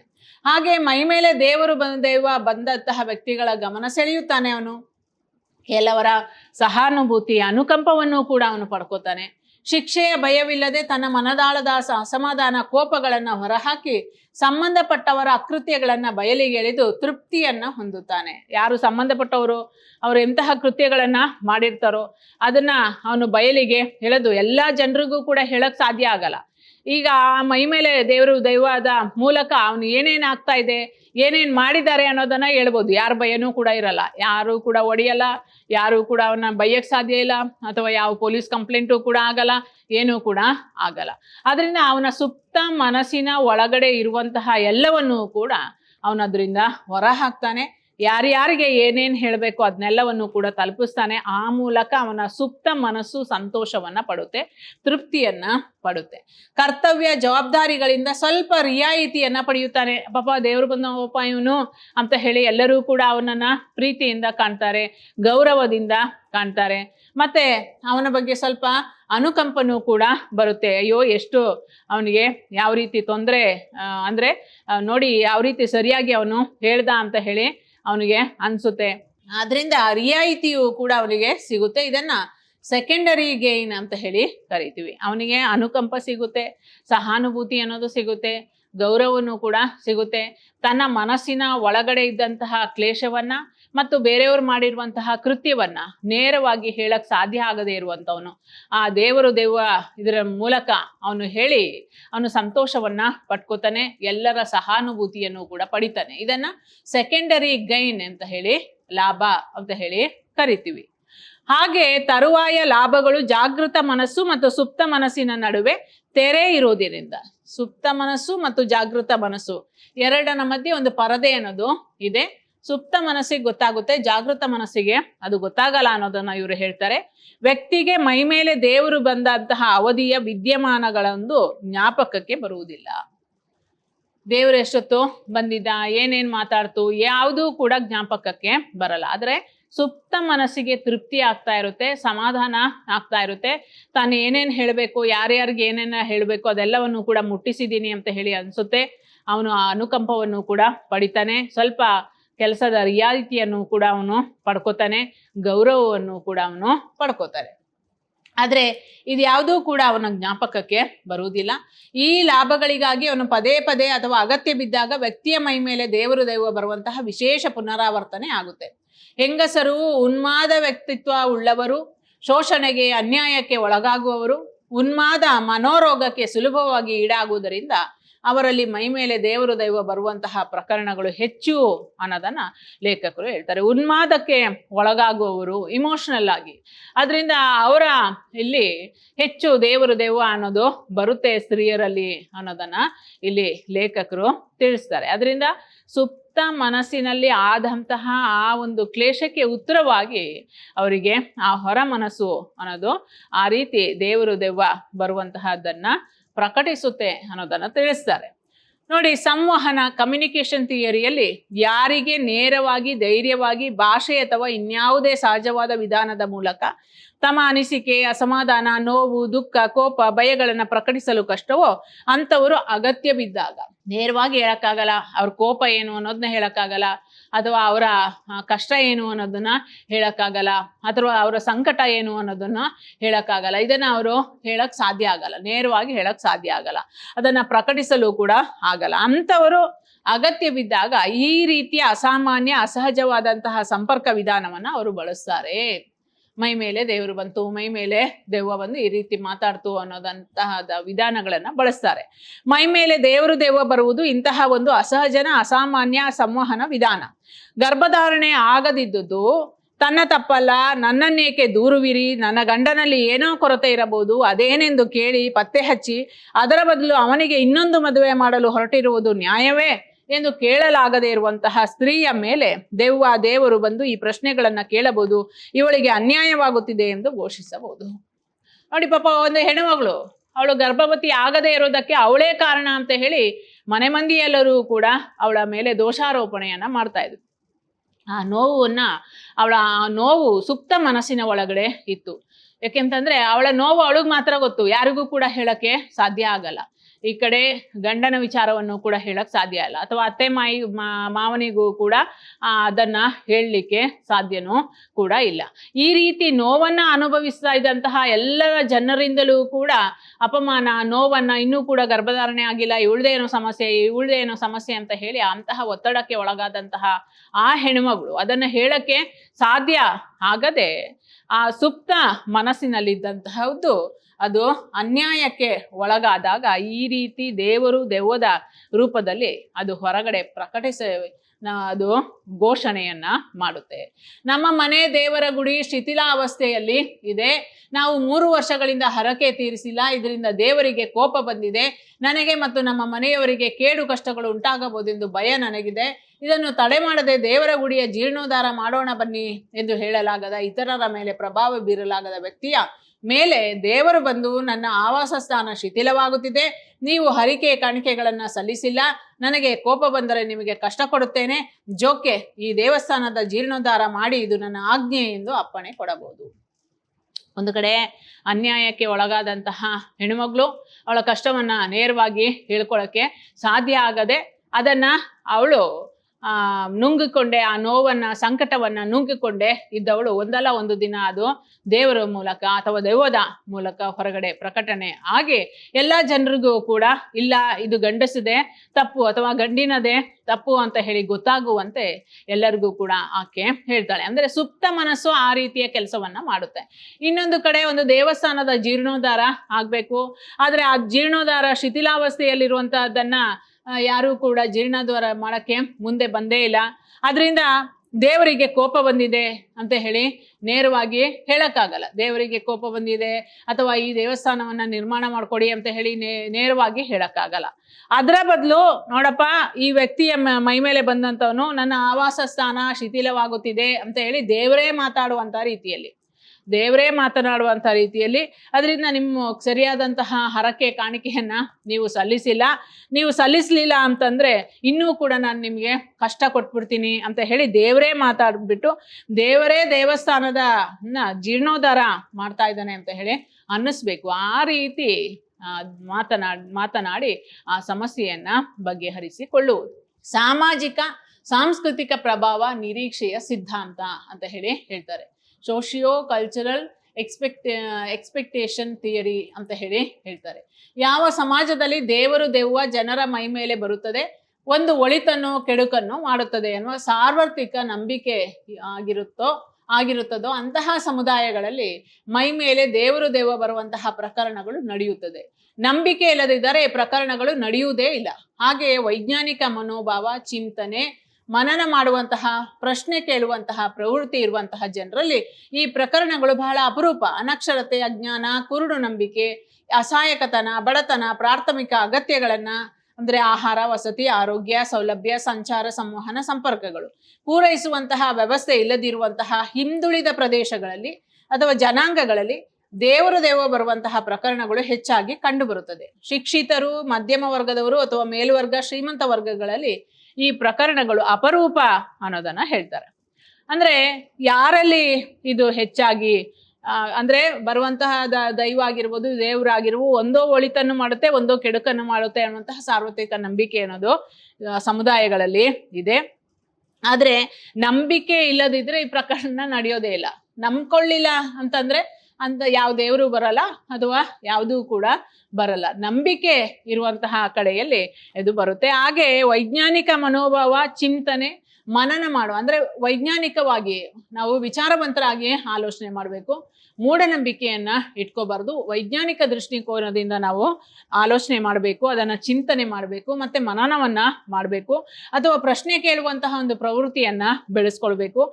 ಆ ರೀತಿಯ ಒಂದು ಜನರು ಇರುವಂತಹ ಕಡೆಗಳಲ್ಲಿ ಈ ರೀತಿಯ ಪ್ರಕರಣಗಳು ಬಹಳ ಕಡಿಮೆ, ಬರೋದೇ ಇಲ್ಲ. ಮೈ ಮೇಲೆ ದೇವರು ಬರಲ್ಲ, ದೇವರು ಕೂಡ ಬರಲ್ಲ, ಇಂತಹ ಪ್ರಕರಣಗಳು ಕಡಿಮೆ. ಆದ್ರೆ ಅನಕ್ಷರತೆ, ಅಜ್ಞಾನ, ಕುರುಡು ನಂಬಿಕೆಯನ್ನ ಇಟ್ಕೊಂಡಿರುವಂತಹವರು ಅಥವಾ ಬಡತನ ಅಥವಾ ಪ್ರಾಥಮಿಕ ಅಗತ್ಯಗಳನ್ನ ಪೂರೈಸ್ಕೊಳ್ಳೋಕ್ಕಾಗದೇ ಇರುವಂತಹ ಒಂದು ಜನಾಂಗ ಸಮುದಾಯ ಇಂಥವರುಗಳಲ್ಲಿ ದೇವರು ದೆವ್ವ ಬರುವಂತಹ ಪ್ರಕರಣಗಳು ಹೆಚ್ಚಾಗಿರುತ್ತೆ ಅನ್ನೋದನ್ನ ಲೇಖಕರು ತಿಳಿಸ್ತಾರೆ. ಶಿಕ್ಷಿತರು, ಮಧ್ಯಮ ವರ್ಗದವರು ಅಥವಾ ಮೇಲ್ವರ್ಗದವರು ಅಥವಾ ಶ್ರೀಮಂತ ವರ್ಗದವರು ಈ ಕಡೆಗಳಲ್ಲಿ ಹೆಚ್ಚಾಗಿ ಇಂತಹ ಪ್ರಕರಣಗಳು ಕಾಣಕ್ಕೆ ಸಾಧ್ಯ ಇಲ್ಲ. ಅತಿ ಕೆಳವರ್ಗದವರು ಕೆಳ ಮಧ್ಯಮ ವರ್ಗದವರ ಕಡೆಗಳಲ್ಲಿ ಈ ರೀತಿಯ ಒಂದು ಪ್ರಕರಣಗಳು ಹೆಚ್ಚಾಗಿ ಕಾಣಿಸ್ಕೊಳ್ಳುತ್ತೆ ಅಂತ ಹೇಳಿ ಅವರು ಸಂಶೋಧನೆಯ ಮೂಲಕ ರಿಸರ್ಚ್ ಮೂಲಕ ತಿಳಿಸ್ತಾರೆ. 1971ರಲ್ಲಿ ಡಾಕ್ಟರ್ ಆರ್ ರೀವ್ ಅನ್ನುವಂತಹ ತಜ್ಞರು ಹೇಳಿಕೆಯನ್ನಿತ್ತು, ಯಾವ ಸಮಾಜ ಸಂಸ್ಕೃತಿಯಲ್ಲಿ ಪ್ರತಿಯೊಂದು ಮಗು ಬಾಲ್ಯದಿಂದಲೇ ದೇವಸ್ಥಾನ, ಜಾತ್ರೆ, ಉತ್ಸವಗಳಲ್ಲಿ ಪೂಜಾರಿಯ ಮೇಲೆ, ಇತರರ ಮೇಲೆ ದೇವರು ಬರುವುದನ್ನು, ಹಾಗೆಯೇ ಕೆಲವರ ಮೇಲೆ ದೆವ್ವ ಬಂದು ಹೋಗುವುದನ್ನು ನೋಡುತ್ತಾ ಬೆಳೆಯುತ್ತದೆಯೋ ಆ ಸಮಾಜ ಸಂಸ್ಕೃತಿಯಲ್ಲಿ ಮೈ ಮೇಲೆ ದೆವ್ವ ಬರುವುದು ಒಂದು ಸಹಜ, ಸ್ವಾಭಾವಿಕ, ಸಾಮಾಜಿಕ ಹಾಗೂ ನಿರೀಕ್ಷಿತ ನಡವಳಿಕೆ ಆಗುತ್ತದೆ ಅನ್ನೋದನ್ನ ತಿಳಿಸ್ತಾರೆ. ಅಂದ್ರೆ ಯಾರು ಸಣ್ಣ ವಯಸ್ಸಿನಿಂದಲೋ ಆ ದೆವ್ವ ಬರೋದನ್ನ ಅಥವಾ ಅದರಲ್ಲೇ ಸುತ್ತಮುತ್ತನೇ ಅದು ಕೇಳಿಸ್ಕೊಂಡು ಬೆಳೆದಿರುವಂತಹ ಆ ಮಗುವಿನಲ್ಲಿ ಈ ದೇವರ ಮೈ ಮೇಲೆ ಬರುವಂಥದ್ದು ಅಥವಾ ದೆವ್ವ ಮೈ ಮೇಲೆ ಬರುವಂಥದ್ದು ನಡೆಯುತ್ತೆ ಅನ್ನೋದನ್ನ ಅವರು ರಿಸರ್ಚ್ ಪ್ರಕಾರ ನೋಡಿರುತ್ತೆ. ಯಾಕೆಂತಂದ್ರೆ ಅದನ್ನೇ ಹೋಗ್ತಾ ಬರ್ತಾ ಅದು ಕೇಳ್ತಾ ಇರುತ್ತೆ, ಅದು ಕೇಳಿಸ್ಕೊಂಡೇ ಬೆಳೆದಿರುತ್ತೆ. ಅಂತಹ ಸಮಾಜ, ಅಂತಹ ಸಂಸ್ಕೃತಿಯಲ್ಲಿ ಬೆಳೆದಿರುವಂತಹ ಮಗುವಿಗೆ ಆ ರೀತಿ ಆಗುತ್ತೆ. ಪ್ರತಿ ವ್ಯಕ್ತಿ ಒಂದಲ್ಲ ಒಂದು ಸಲ ತನ್ನ ಮೇಲೂ ಯಾವುದಾದರೊಂದು ದೆವ್ವ ಬರುತ್ತದೆ ಎಂದು ನಿರೀಕ್ಷೆಯನ್ನ ಇಟ್ಕೊಂಡೇ ಅವನು ಇರ್ತಾನೆ. ಒಂದಲ್ಲ ಒಂದು ದಿನ ನನ್ನ ಮೇಲೇನೂ ಕೂಡ ದೇವರು ಬರ್ಬೋದು ಅಂತ ಹೇಳಿ ನಿರೀಕ್ಷೆಯನ್ನ ಇಟ್ಕೊಂಡೇ ಇರ್ತಾನೆ. ಆ ವಾತಾವರಣದಲ್ಲಿ ಬೆಳೆದಂತಹ ಒಂದು ಮಗು ದೇವಸ್ಥಾನದಲ್ಲಿ ಗಂಟೆ, ಜಾಗಟೆ, ಚಂಡೆ, ಮದ್ದಲೆಗಳ ಗದ್ದಲದ ನಡುವೆ ಅಥವಾ ಊರ ಜಾತ್ರೆ, ಉತ್ಸವದಲ್ಲಿ ಭಕ್ತಾದಿಗಳೆಲ್ಲ ಸೇರಿ ಭಜನೆ ಮಾಡುತ್ತಾ ಕುಣಿಯುತ್ತಿರುವಂತಹ ಸಮಯದಲ್ಲಿ ಒಬ್ಬನ ಮೈ ಮೇಲೆ ದೇವರು ಬಂದು ಆತ ತೂಗಲಾರಂಭಿಸಿದರೆ ನೋಡಿ, ದೇವರು ಬಂದಿದೆ ಎಂಬ ಸೂಚನೆ ಕೊಡುತ್ತಿದ್ದಂತೆ ವಾತಾವರಣದಲ್ಲಿ ಈ ಸೂಚನೆಯ ವಿದ್ಯುತ್ ಸಂಚಾರವಾಗುತ್ತದೆ. ಚಂಡೆ ಮದ್ದಳೆಯನ್ನ ಬಾರಿಸ್ತಾ ಇರ್ಬೇಕಾದ್ರೆ, ಯಾವುದಾದ್ರೂ ಗಂಟೆ ಜಾಗಟೆಗಳು ಬಾರಿಸ್ತಾ ಇರ್ಬೇಕಾದ್ರೆ ಯಾವುದೋ ಒಂದು ವಿದ್ಯುತ್ ಸಂಚಾರ ಆದಂತೆ ಆಗುತ್ತೆ. ಆ ಸಮಯದಲ್ಲಿ ಯಾರೋ ಒಬ್ಬರ ಮೈ ಮೇಲೆ ಏನಾದ್ರೂ ದೇವರುಗಳು ಬಂದ್ರೆ ಎಲ್ಲರ ಮೈ ಮೇಲೂ ಕೂಡ ವಿದ್ಯುತ್ ಸಂಚಾರ ಆದಂತೆ ಆಗುತ್ತೆ ಅನ್ನೋದನ್ನ ಇವರು ಹೇಳ್ತಾರೆ. ಹೌದು, ಸಾಮಾನ್ಯವಾಗಿ ಆ ರೀತಿ ನಡೆಯುತ್ತೆ. ಇದು ಯಾವುದೇ ರೀತಿಯ ಅಂತಂದ್ರೆ ಇದು ಸಾಮಾನ್ಯವಾಗಿ ಅವರು ಮಾಡಿರುವಂತಹ ರಿಸರ್ಚ್ ಅಲ್ಲಿ, ಸಂಶೋಧನೆಯಲ್ಲಿ ಇದನ್ನ ಹೇಳಿರೋದು. ಯಾವ ರೀತಿ ಆಗುತ್ತೆ ಇದೆಲ್ಲವೂ ಕೂಡ ಮನಸ್ಸಿಗೆ ಅಥವಾ ಮನಸ್ಸಿಗೆ ಸಂಬಂಧಪಟ್ಟದ್ದು ಹೊರತೆ ಬೇರೆ ಯಾವುದೂ ಕೂಡ ಇಲ್ಲ ಅನ್ನೋದನ್ನ ವೈಜ್ಞಾನಿಕವಾದಂತಹ ರೀತಿಯಲ್ಲಿ ನಮಗೆ ಅರ್ಥ ಮಾಡಿಸುವಂತಹ ಒಂದು ಪ್ರಯತ್ನದಲ್ಲಿ ಲೇಖಕರು ತೊಡಗಿದ್ದಾರೆ. ವೈಜ್ಞಾನಿಕವಾದಂತಹ ರೀತಿಯಲ್ಲಿ ನಮಗೆ ಅರ್ಥ ಮಾಡಿಸುವಂತಹ ಒಂದು ಪ್ರಯತ್ನದಲ್ಲಿ ಲೇಖಕರು ಇದ್ದಾರೆ. ಅದರಿಂದ ಈ ರೀತಿ ದೇವರು ಅಥವಾ ದೆವ್ವ ಅಥವಾ ಯಾವುದೋ ಒಂದು ಶಕ್ತಿ ಮೈ ಮೇಲೆ ಬರುವಂಥದ್ದು ಅದು ಯಾವುದಕ್ಕೆ, ಹೇಗೆ ಕಾರಣ, ಯಾವ ರೀತಿಯ ಸ್ಟೇಜ್ಗಳು ಯಾವ ರೀತಿ ಇರುತ್ತೆ, ಯಾವ ರೀತಿ ಮಾನಸಿಕ ತೊಂದರೆಗಳಿಗೆ ಒಳಗಾಗಿ ಅದು ಇರುತ್ತೆ, ಸುಪ್ತ ಮನಸ್ಸಿನಲ್ಲಿ ಏನಿರುತ್ತೆ, ಜಾಗೃತ ಮನಸ್ಸಿನಲ್ಲಿ ಏನಿರುತ್ತೆ ಅನ್ನೋದನ್ನ ಲೇಖಕರು ತಿಳಿಸ್ತಾರೆ. ಹಾಗಾದ್ರೆ ಮುಂದಿನ ತರಗತಿಯಲ್ಲಿ ನಾವು ನೋಡೋಣ. ಇನ್ನೂ ಹೆಚ್ಚು ಉದಾಹರಣೆಗಳನ್ನ ಅವರು ನೀಡುತ್ತಾ ಅದನ್ನ ವಿವರಣಾತ್ಮಕವಾಗಿ ತಿಳಿಸ್ತಾರೆ. ವೈಜ್ಞಾನಿಕ ದೃಷ್ಟಿಕೋನವನ್ನ ಬೆಳೆಸಿಕೊಳ್ಳುವಲ್ಲಿ ಅವರು ಹೇಳುವಂತಹ ಅಂಶಗಳು ಏನೇನು ಅನ್ನೋದನ್ನ ಮುಂದಿನ ತರಗತಿಯಲ್ಲಿ ನಾವು ನೋಡೋಣ. ಎಲ್ಲರಿಗೂ ಕೂಡ ಒಳ್ಳೆಯದಾಗ್ಲಿ. ಧನ್ಯವಾದಗಳು.